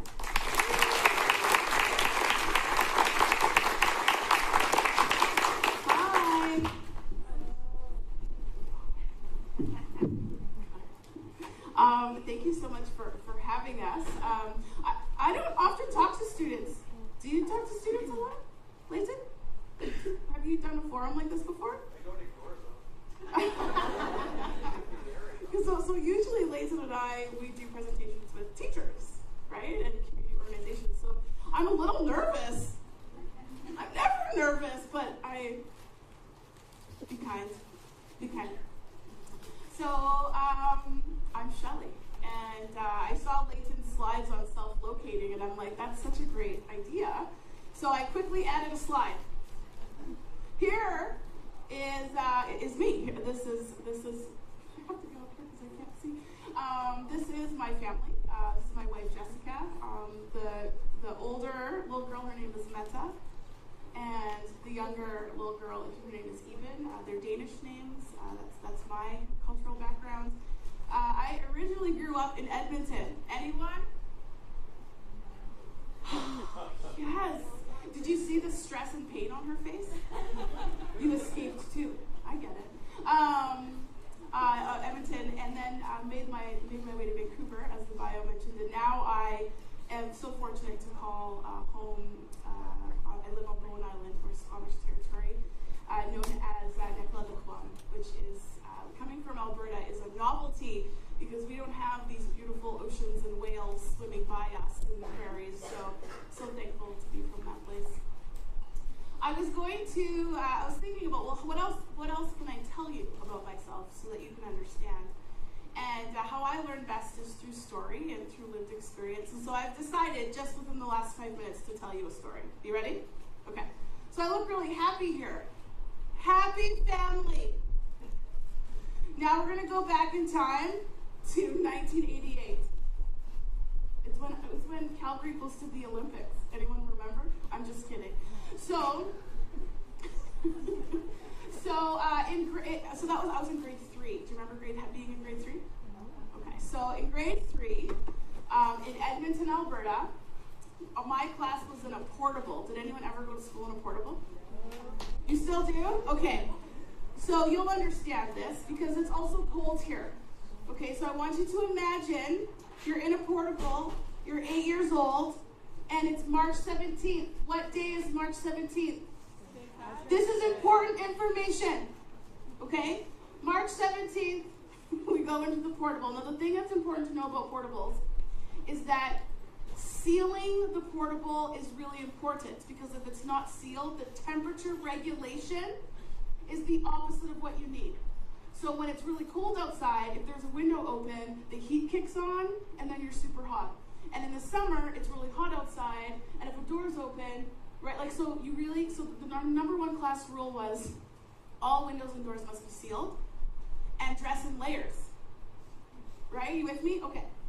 So on March 17th, we walk into our portable, and immediately we know someone's in trouble because there's snow drifts in the portable. We're like, someone did not close something. So we know someone's in trouble. And we come around the corner of the cloakroom, and my stomach sinks because the window that's wide open is the one right beside my desk. And I'm like, it wasn't me. I didn't do it, it wasn't me. But upon further investigation, every other desk in the room was upside down, except for mine, because it was covered in green footprints, because the leprechauns opened the window and turned our classroom upside down. Okay? So our whole day was figuring out, talk about real world learning. Our whole day was trying to figure out where are the leprechauns that, we were 8, keep in mind, okay? Who turned our classroom upside down. So this was the only day in my schooling career that I was popular, because my desk helped them come in. Have I painted the picture enough for you? Lucky Charms were involved, okay? So I'm super excited. I'm loving this day. I'm a Leo, so like being the center of attention feels good, okay? And then midday, the door opens. Now, I don't know if this has ever happened to any of you, but in grade 3, this is the year that I was diagnosed with having a learning disability. And what that meant in the 80s was that there was a lot of pull-out that happened, okay?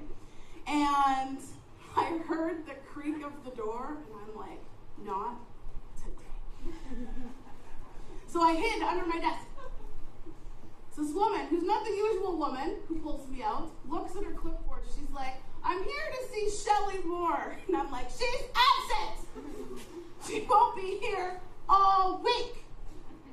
And then my classmates totally threw me under the bus. Like, she's right there. So I am mad. I have to leave the greatest day of my life to go work on the thing that I hate the most, writing. I hate it. But we're in a portable, so we have to go into the main building.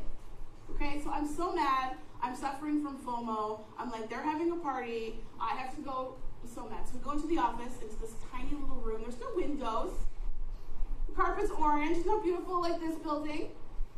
We sit there, and this woman, who I don't know, is trying to get me to write. And I'm like, you write. She's like, Shelley, come on. You know what I mean? Like, just get it out. And like, even to this day, you can ask Layton, what happens up here is not linear, okay? To get it out with a pen or typing is such a struggle for me, because I don't think in a straight line, okay? So it's so much easier for me to talk. It's so much easier for me to show pictures, to tell stories, because then you can go around like this and eventually you get to the point, right? Writing is still so hard for me. And so she just wants me to write a sample, and I won't do it because I'm so mad, because I'm a Leo. So she's getting frustrated, I'm getting frustrated, and finally she says, okay, Shelley, I'm gonna go to the washroom.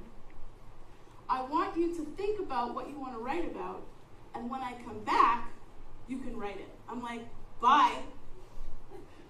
So she leaves, and I'm trying to find my escape. Now, there was a phone on the table.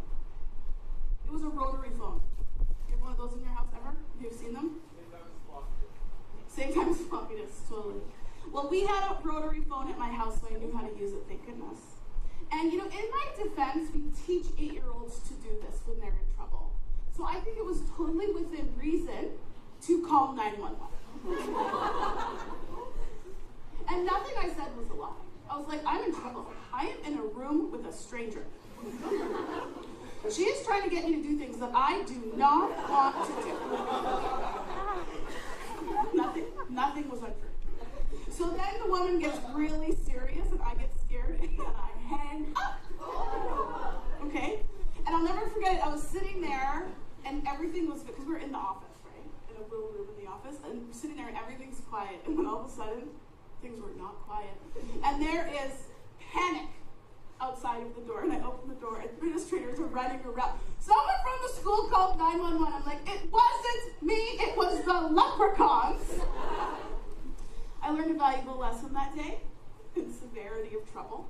I got a stern talking to because, friends, the police came, the fire department came, an ambulance. If Canada had FBI, I'm sure they were there. But you know what? At the end of the day, it worked.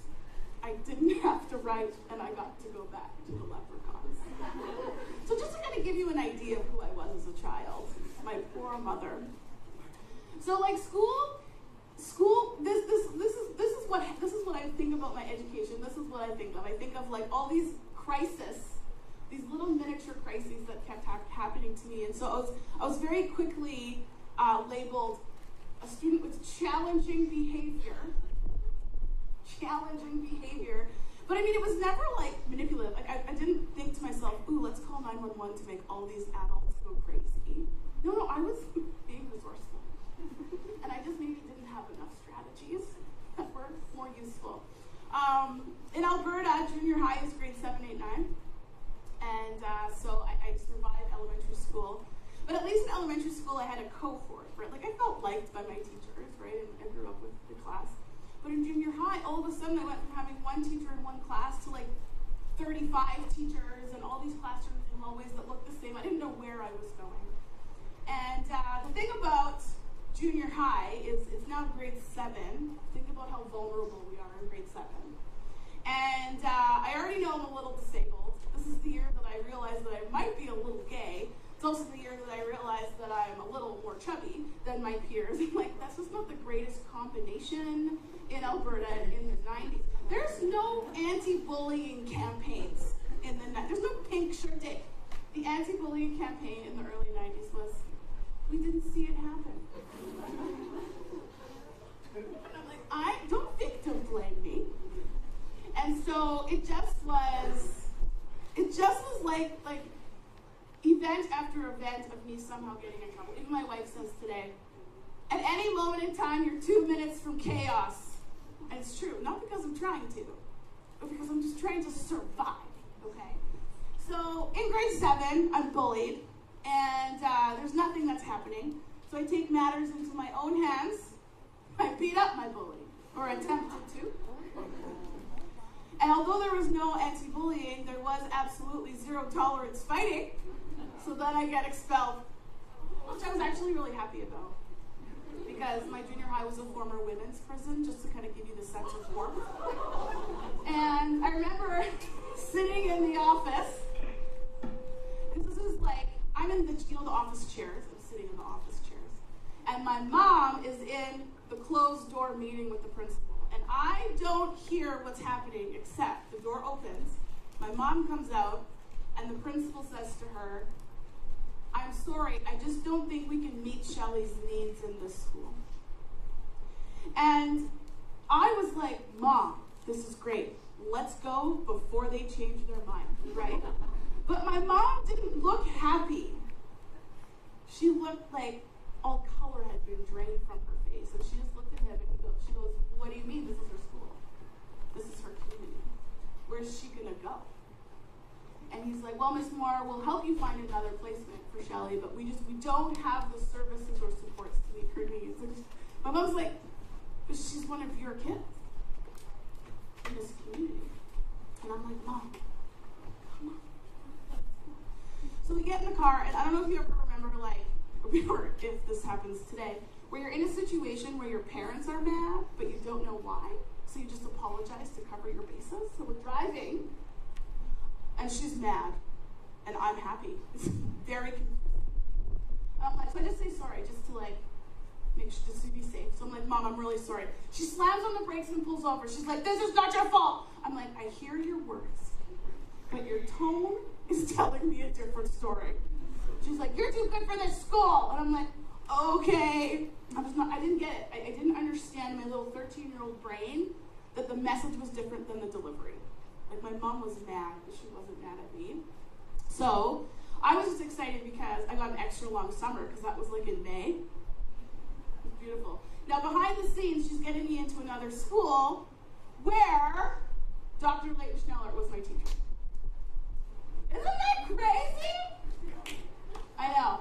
And so this school was one of those, if you ever had those years where you're like, this is the year that changed your life. It's the year that you felt seen, you felt supported, you had the closest friends you've ever had, you felt successful. Like, my time at that school gave me a glimpse of what school could be, right? Like, I didn't even go to school in grade 7, but in grade 8 and 9, I arrived early and I left late. I couldn't get enough of the community that I felt in this place, right? And so it was that year that kind of like inspired me to become a teacher and to be like, how do I work with kids like me who are trying to run away from school and try and make school a place that we run towards? Because this is a place where we feel seen and heard and supported. Okay, I'm going to pause there. Does that give you a little better idea about who I am? One day you may have children, and I'm so sorry if you have one like me. Okay, talk to each other. What are you thinking about? Couple minutes on your mark and second.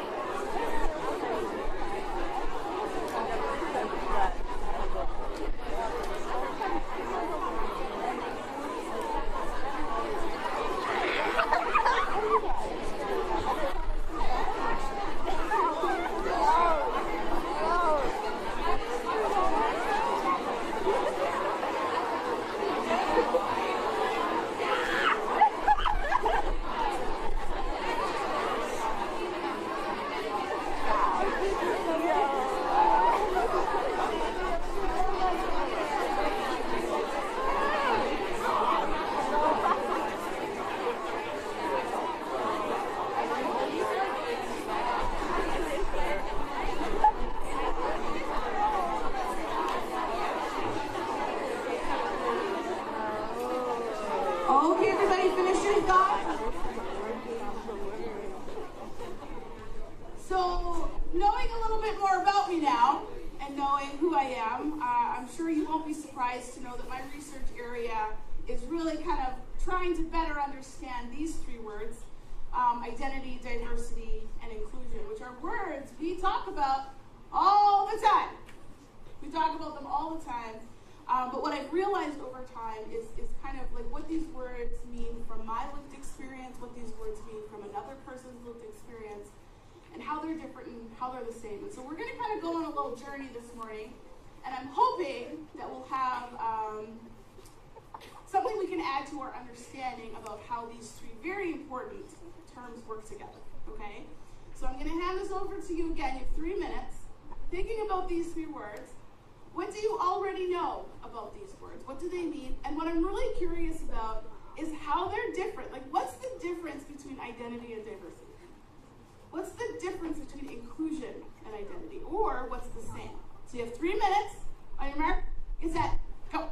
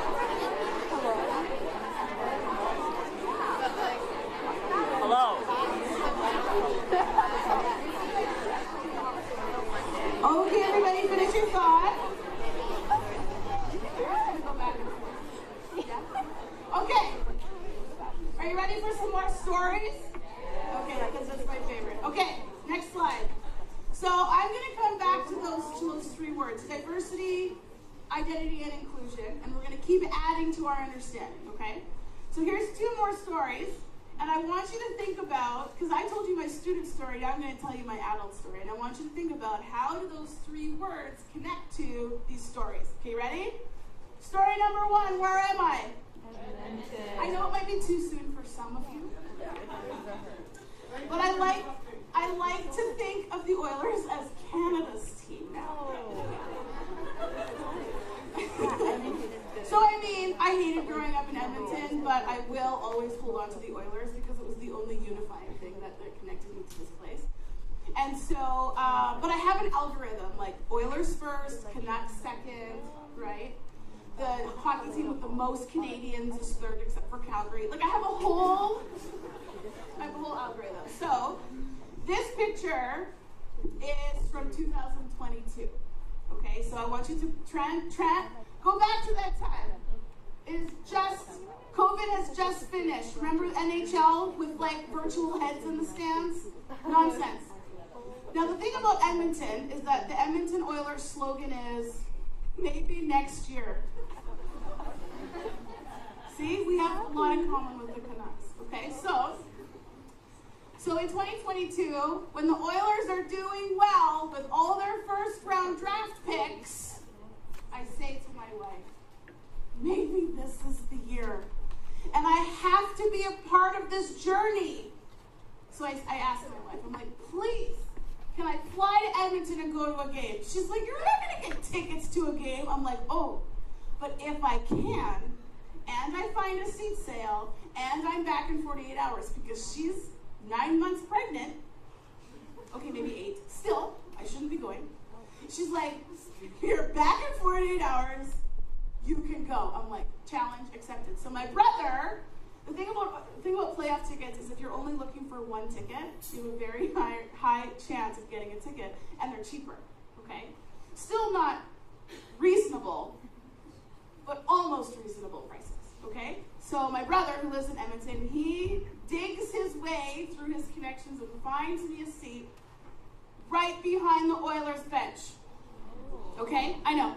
I can't see the game at all, but I can see Connor McDavid's sweat beads. Okay? Don't ever sit there, but I'm glad I had the experience. Okay, so I'm wearing my Oilers jersey and my Oilers bling. Okay? I am feeling so good. And Edmonton has this whole like Joey Moss pit that everyone goes to with the screen. The whole city comes together. And Edmonton is very divided from north and south from the river. And so when you say you're from the north side, usually people go, ooh, okay? But on a playoff day, it doesn't matter. It doesn't matter that you're from the north side or the south side or living in Vancouver. It doesn't matter. Because we are together and unified under a common goal. Okay? I am walking around and I am high-fiving people that I would probably never be friends with. Because it doesn't matter. Because we are together cheering for the Oilers because maybe this is the year. Okay, so I'm feeling pretty good. I'm like, this is therapeutic. This is like helping me process my Edmonton trauma. Building new memories. Okay, so I make all my new friends. I go sit behind the bench, talking to my buddies, sharing popcorn. Like, are you feeling the sense of belonging that I have? Okay, so second intermission, I do what everyone does. I go to the bathroom. It's not weird. Walk into the women's bathroom. A lovely Edmonton fan with feathered bangs steps in front of me. She's like, where are you going? I'm like, to pee? She looks at me. I can't even believe she thought this, let alone said it. Aren't there bathrooms for people like you now? I just slow blinked at her. I'm like, did you just say that to me? And she just walked away. And I'm like, I can't believe that just happened. And I kind of tried to brush it off. And I went, pee. And then I went back to my seat. And I was no longer there. I no longer felt connected. I no longer felt belonging.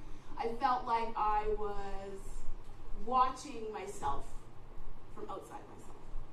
And my new buddies are like, hey, what happened? I'm like, oh, it's fine, it's fine. I wasn't connected. I was no longer a part of this shared goal.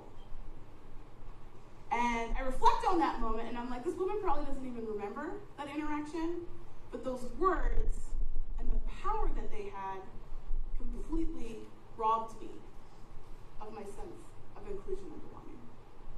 Okay? That's story number 1. You ready for story number 2? Okay. Yeah. Thank you, sir. Okay, story number 2, where am I? The motherland. Thanks, Leighton, for getting that joke. So, San Francisco, home of the gays. And so we always want to make our pilgrimage, at least once in our lifetime, to San Francisco. Wonderful, wonderful place. Now, I was doing speaking tours down the coast of California, and so I've always wanted to drive that highway that goes right down the coast, right? That's in all the movies. So I say to Jessica, my wife, I'm like, I have an event in Eureka, California, and I have an event in San Diego. Why don't we drive it and do the pilgrimage? She's like, great, let's do it. We had both been to San Francisco, like, individually, but not as a family. And I'm like, this might be really good to, like, show Meta, my daughter, like, a little bit of the history of the flag and the rainbow. This is her. She's 18 months old. This is when toddlers start. And parenting is hard. So, we're in San Francisco. We're going to all the places, having a great time. And I don't know if any of you remember or have heard of the 90s hit Full House. Okay? So, you know the houses? That was what I wanted to see.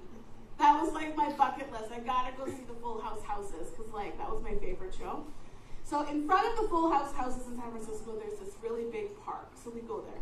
Now, something that's important for you to know about my wife is that she was born in Vancouver area in Ladner, and she's 9 years younger than me. So her experience of coming out is very different than my experience trying to figure out how to exist in Edmonton, Alberta in the 90s. Okay? Totally different experiences. So Jessica's like, hold my hand. I'm like, absolutely not. Absolutely not. I have been hurled enough insults at. I don't want to ruin my holiday. We can hold hands virtually. She's like, you need to hold my hand. You are my wife. And I'm like, you know what? In all seriousness, I can handle the insults. I don't want to ever put Meta in a situation where someone hurls insults at her. I know I can't protect her forever, but I'm going to protect her as long as I can. And if that means I don't hold your hand, because she's perfect. If that means that I don't hold your hand, that's what it means, because I cannot. I would probably go to jail if someone said anything that could put my daughter in harm's way. It's not worth it to me. And Jessica's like, her lovely southern British Columbia way of being, be yourself. They can change for you. And I'm like, you did not grow up in Alberta in the 90s, you millennial. So she's mad at me, I'm mad at her, and we go to this park, okay? And she hits my arm. She's like, Shelley, look. And I'm like, what? And it was funny because it could have been us. It was this one mom had like wild red hair. I'm looking at you because it was like that. In a top knot, okay?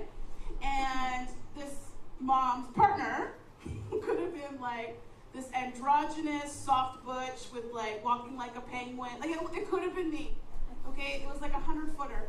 And I look at them and they have a toddler with them and they're holding hands. And she's like, look. I'm like, good for them. No, Jessica, no, it's not going to happen. And she's like, so mad. So we walk a little bit further. Look, there's another family. I'm like, what a wonderful place for families. She's like, exactly. I'm like, I don't live here. They don't have to navigate my trauma. So we eventually keep seeing all these families, and I'm losing the battle. Okay? So finally, I'm like, fine. You can have my pinky under my sweater. And she's like, I'll take it. And over time, we kept seeing more families. We kept seeing us in the world. And eventually, on this trip, was the first time I felt safe holding her hand. Her full hand, visibly, okay? And I mean, it doesn't sound like a big deal, but what happened when I first did it, I got this wave of emotion because I was like, I didn't realize what it meant. I didn't realize what feeling safe felt like. So when I held her hand, and I'm like, I feel safe enough to do this with her, and safe enough to do this with my daughter. And I realized I had never felt that before. Even telling you the story, I'm getting goosebumps because it was such a critical moment in time, and it's a feeling that I still have never forgotten. I had never felt that before. I was in my 40s. And there are still people, probably people in this room, who have never felt that before. You see it? Can you feel it? Someone said to me once, and they're like, and they're just like, but holding hands is not a big deal. I'm like, for you? And what a privilege that is. And I'm so happy for you. But what a reminder it is to learn from people who have lived and their experience of navigating this world that's not built for everybody. Okay, I'm going to pause. We'll see the next slide. I've told you 2 more stories. I don't remember what the prompt is. So let's make it up. These 3 words. Thinking about, now that we're adding to the stories, what we're talking about, how do these 3 words now connect to the stories that we're sharing? You have 3 minutes on your mark, get set, go.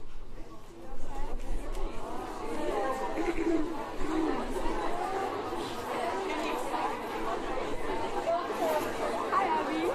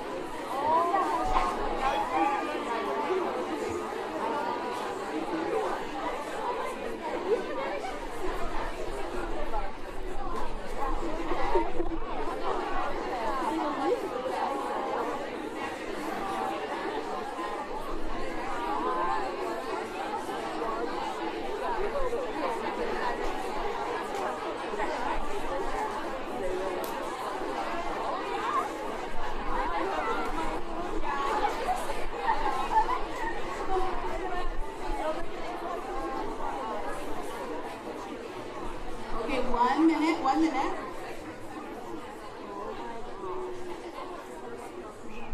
You are so good at transitions. You're way better than teachers. Good for you. Okay. So we're going to keep coming back to this. How is our understanding evolving, being added to, shifting? What do these mean? How are they the same and different? Okay, next slide. I don't remember what it is.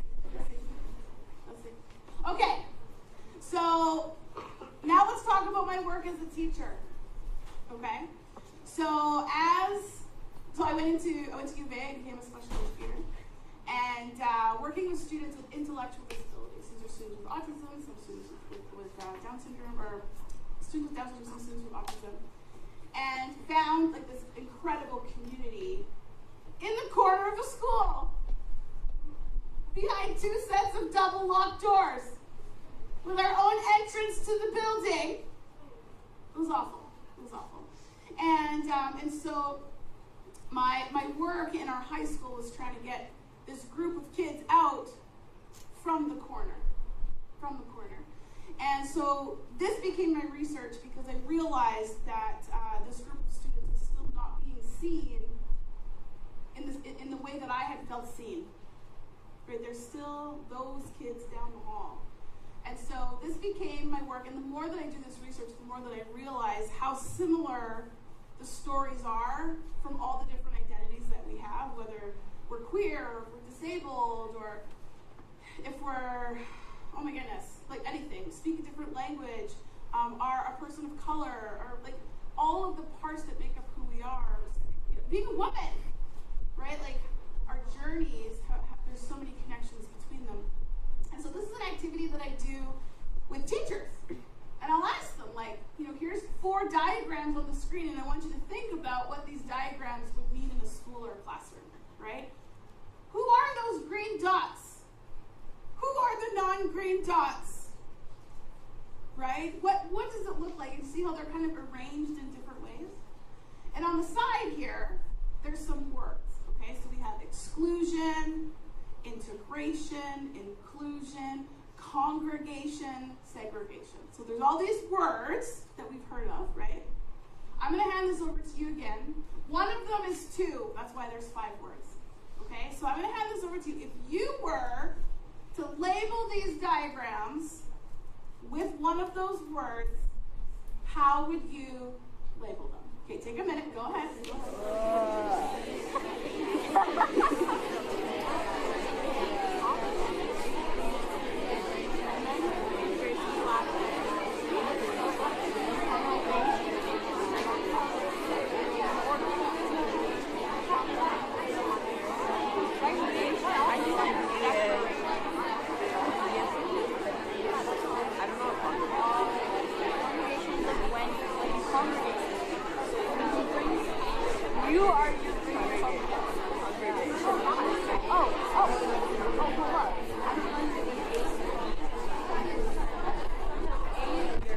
Are you feeling confident? Yeah? Okay. Come back to me. Let's do this together. Now there's 150 of you and 1 of me. So I need to know what you think. So we're going to do a little side mini lesson right now in sign language. You ready? Okay, ready? This is an A. Show me your A's. You are so good at this. Ready? B. Fingers together. This is the hardest one. C. Get it? It's a C. Okay, just kidding. Here, point your finger up. This is a D. This is an F. Be careful. D. I think it's also a D. Yeah? A, B, C, D. Okay, you ready? Don't worry, I'll help you. Okay? I'm going to say a word. You show me with your letters which diagram it is. I'm going to hold up the letters that I see so you can use my hands as a model. Are you ready? Which one is exclusion? I see A. I see A. Wow. Oh, I see a couple D's. I see a couple D's. Okay. A couple B's. Okay. All right. Okay. Mostly A with a couple of B's and D's in there. Okay. Which one is integration? I see C. I see a couple V's. I mean, who knows? Okay. So I'm going to tell you a little secret. I've been showing this slide for 10 years. There's people in this room who saw me 10 years ago who saw this slide, right? I have shown this slide to thousands of people. I have never once had agreement on what these are. Okay, so what does that tell you, right? We're trying to work towards inclusion, but if we have a different visual about what that means, like a classroom that looks like B and a classroom that looks like C are 2 totally different scenarios. Okay, you want to see the answers? Take a look. Give yourself a high five if you got them right. Okay, good job. Good job. I know, right? You see it? You see it? Okay, good question. Okay, now I'm going to talk about this through the lens of disability, but you can look at this through the lens of any identity. Okay? Women, people of color, disability, culture, language, religion. You with me? So pick one that speaks to you. You with me? Okay. When I first saw this diagram, the word that stood out to me was segregation. Because when I think of the word segregation, I think of racial segregation, right? People who were a different race were forced to go somewhere else. There's no choice. And the people making the decision are not of that race. It's really important. That's forced separation. Not okay. Okay? Now, what's really important, and I love this question about congregation, is that congregation can sometimes look like segregation, but the difference is the criteria. It's not forced separation, it's chosen togetherness. And what that means is that we come together with other people who share an identity. There's absolutely a place for that in every school, right? Maybe you have a group of friends that share a culture. Maybe you have a group of friends that share a religion or a language, or that you're a little queer group. I've got my little queer friends, right? That can still be inclusive. The difference, though, isn't the arrangement, it's the criteria, okay? So thinking about this, we know that this is not okay. We know that it's not okay to force people together and apart. The tricky thing, though, is about disability, we still do it all the time. If you have a disability, go over there down the hallway. Okay, so part of the work around diversity and inclusion and identities is to understand that disability is also an identity, just like all of our identities. Okay? So segregation, forced separation, exclusion, that's by group, exclusion is forced separation by individual. Okay, so often you'll see this between kids. One kid will say, "You can't play with us." That person's being excluded. At the hockey game, I was being excluded. I was very mad. Doesn't feel good. Okay? Now this one you'll like. If exclusion and segregation are forced separation, integration is forced togetherness. Is that every day of your life? Right? We force students together all the time. Right? Your schedules are made for you. Go to this English class. Right? And the important thing here is just being put together doesn't mean you feel like you belong. Right? Even today, we've brought in all of these different groups from all over the district. Just sharing this space doesn't mean it's a community yet. Right? You have to build that together. And that's why the job of leadership is so important, because your role is to be that connector and that leader, to not just bring people together, but to actually create a community. Because just sharing space and air is not enough to make you feel like you belong. And if you think about places in your life where you exist and places in your life where you belong, it's a very different feeling. Very different feeling. So then the big question is, how do we move from being together to being in a community? And this, my friends, is the work. It's easy to bring people together. It's easier to say everyone comes to the gym for a pep rally. That's the easy part. But the feeling of belonging, the feeling of safety, the feeling of inclusion, that we have to build. It takes time. Yes? Do you see it? Do you feel it? Okay, talk to each other a couple of minutes. What are you thinking? On your mark, get set, go.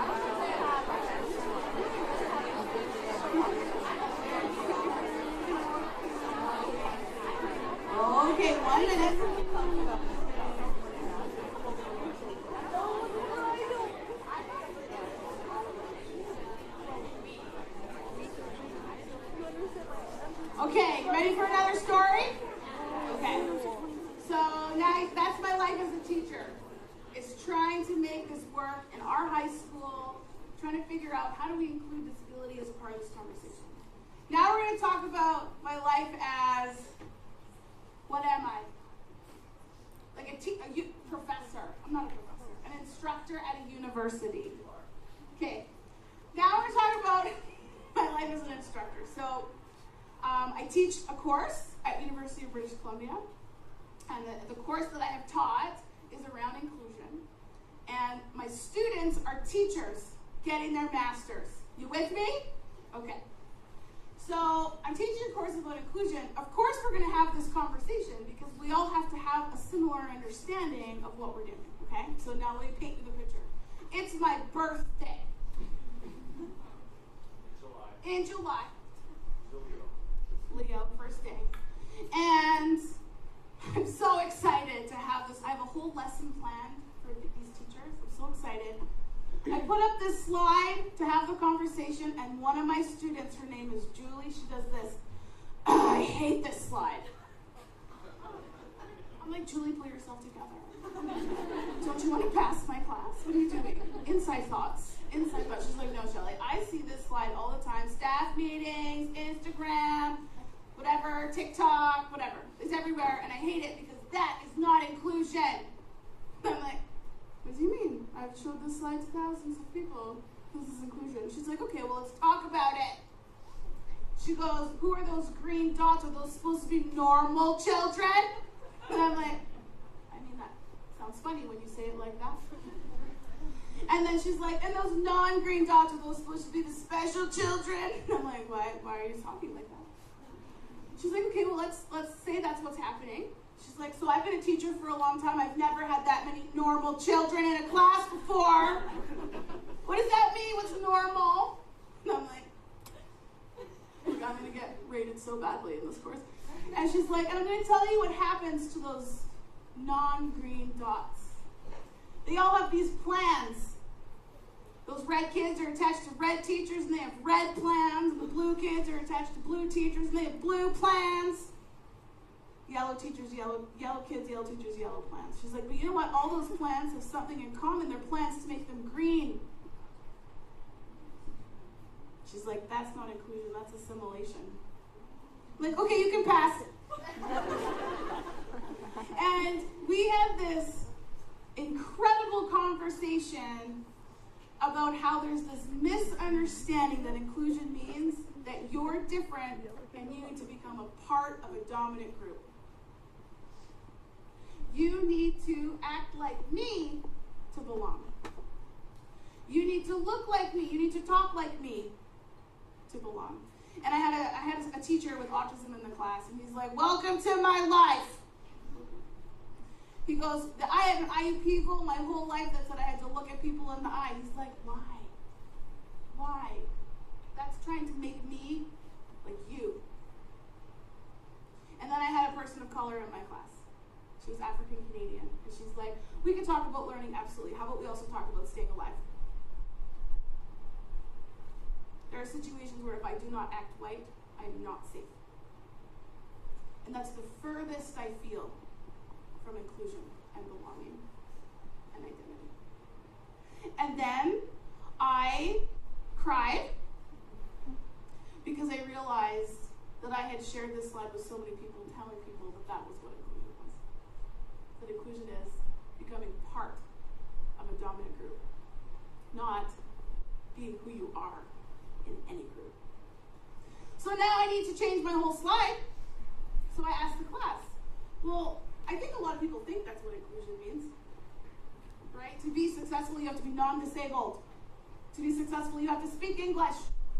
To be successful, you have to act white. To be successful, you have to be straight. A lot of people still think that. And I don't want people to think that. So Julie, who can also teach the class, she says, okay. Here's the problem.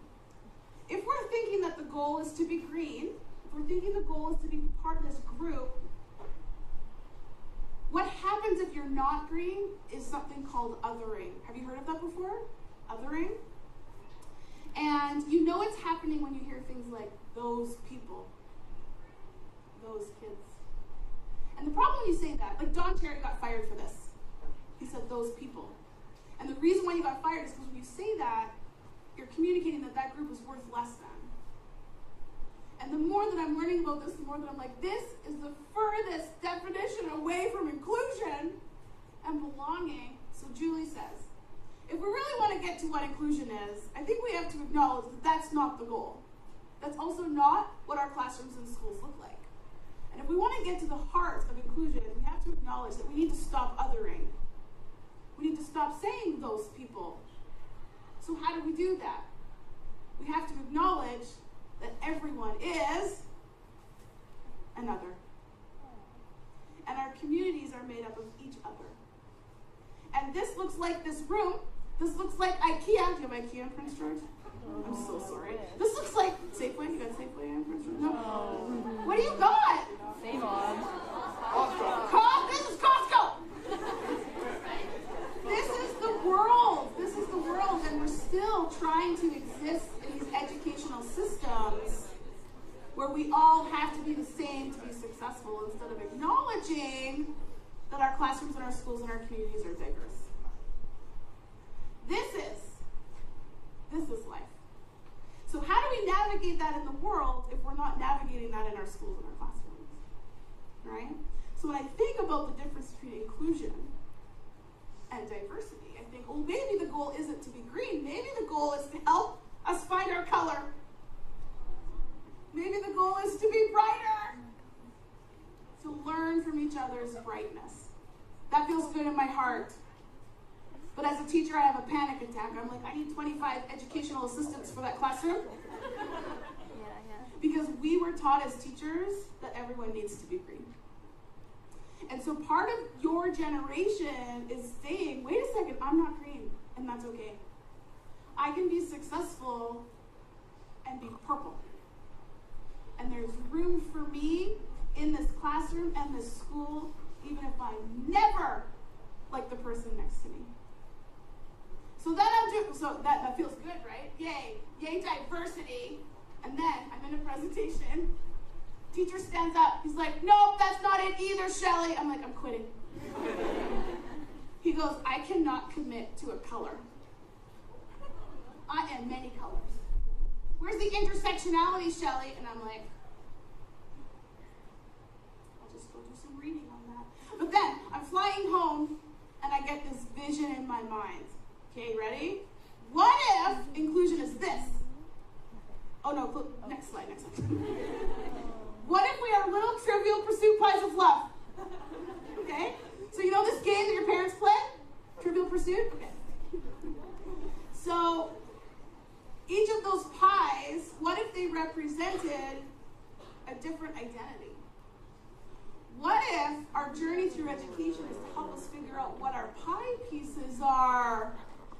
That feels good, right? And then I get lost down a wormhole on the internet, and I see this. It's called the identity wheel. Okay, and so I'm looking at this, and I'm like, wow, there's so many different identities. So I start looking at it and thinking about my pieces of my pie. So I'm like, okay, well, I definitely have a work community. I definitely have an educational community. I have a queer community. I have a Danish community. My family community takes up like 80% of my pie because I have toddlers.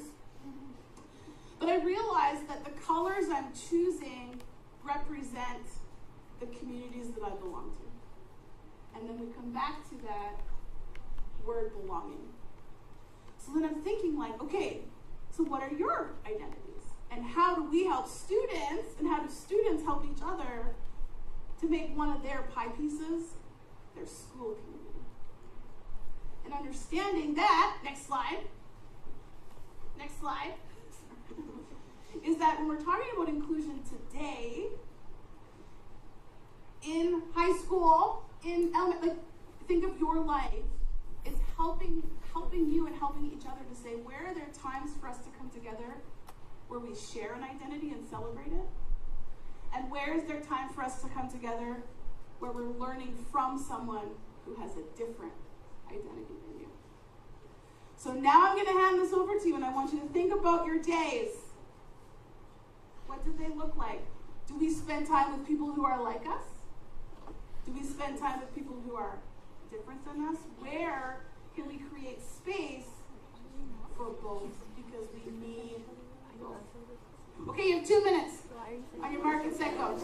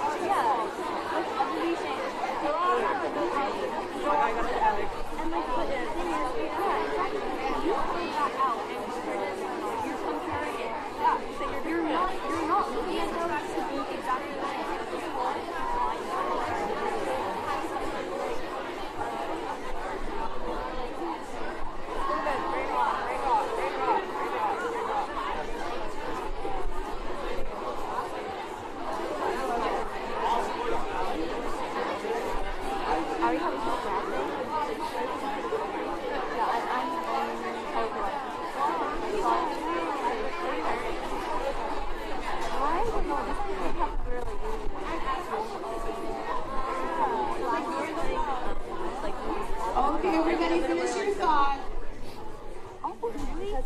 I always go over time, so I'm going to kind of pull us back now. Okay? We have talked about all of these things. We've talked about all of these things today. I just told Layton, because we've never presented this together, I'm like, we should take this on the road. Right, this is so fun. I was so scared, but you are so kind and made me feel really safe, so thank you. Thank you. So, thinking about these words, identity, diversity, and inclusion, my last kind of question to you is, how has this validated your thinking? How has this shifted your thinking? How has this changed your thinking? And how does this fit into your role as a student leader? Because this right here, this is the work. This is the work. And there is there's a slogan that I hold on to, because sometimes it's not comfortable, this work. Sometimes it feels hard. I remember sitting over there with 3 lovely people, 4 lovely people, and they're just like, we have to talk to people we don't know today. I'm sorry, I didn't mean to point you out, but I mean, no, but like, I thought that. I was like, oh my goodness, I don't usually talk to students. This is really uncomfortable, right? I'm scared of all of you, right? But like, pushing yourself out of discomfort is often where your deepest learning and growth comes from. Because I'm going to tell you, one thing I'm learning right now is that discomfort, even though it's hard, is better than a lot of people who are feeling harm. Like, they're feeling harm. And so that's going to be my final challenge for you today, is how do we live in discomfort? How do we use opportunities to reduce harm for our classmates, for our peers, for our family members? Because that is where belonging lives. Friends, thank you for having us. It's been lovely this morning.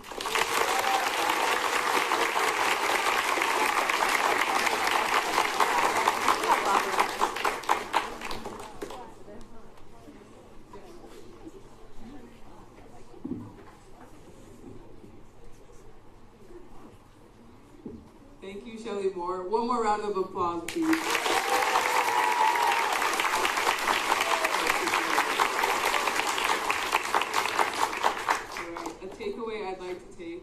From what you've spoken to us about is I really enjoyed the slides about inclusion and learning the differences, like what it is, what inclusion really is, because it's not bringing the people together, but like supporting them and learning from them. And it takes time to build and learn from the people's differences. And we need to learn and listen to people and that will really help us. Thank you so much. Thank you.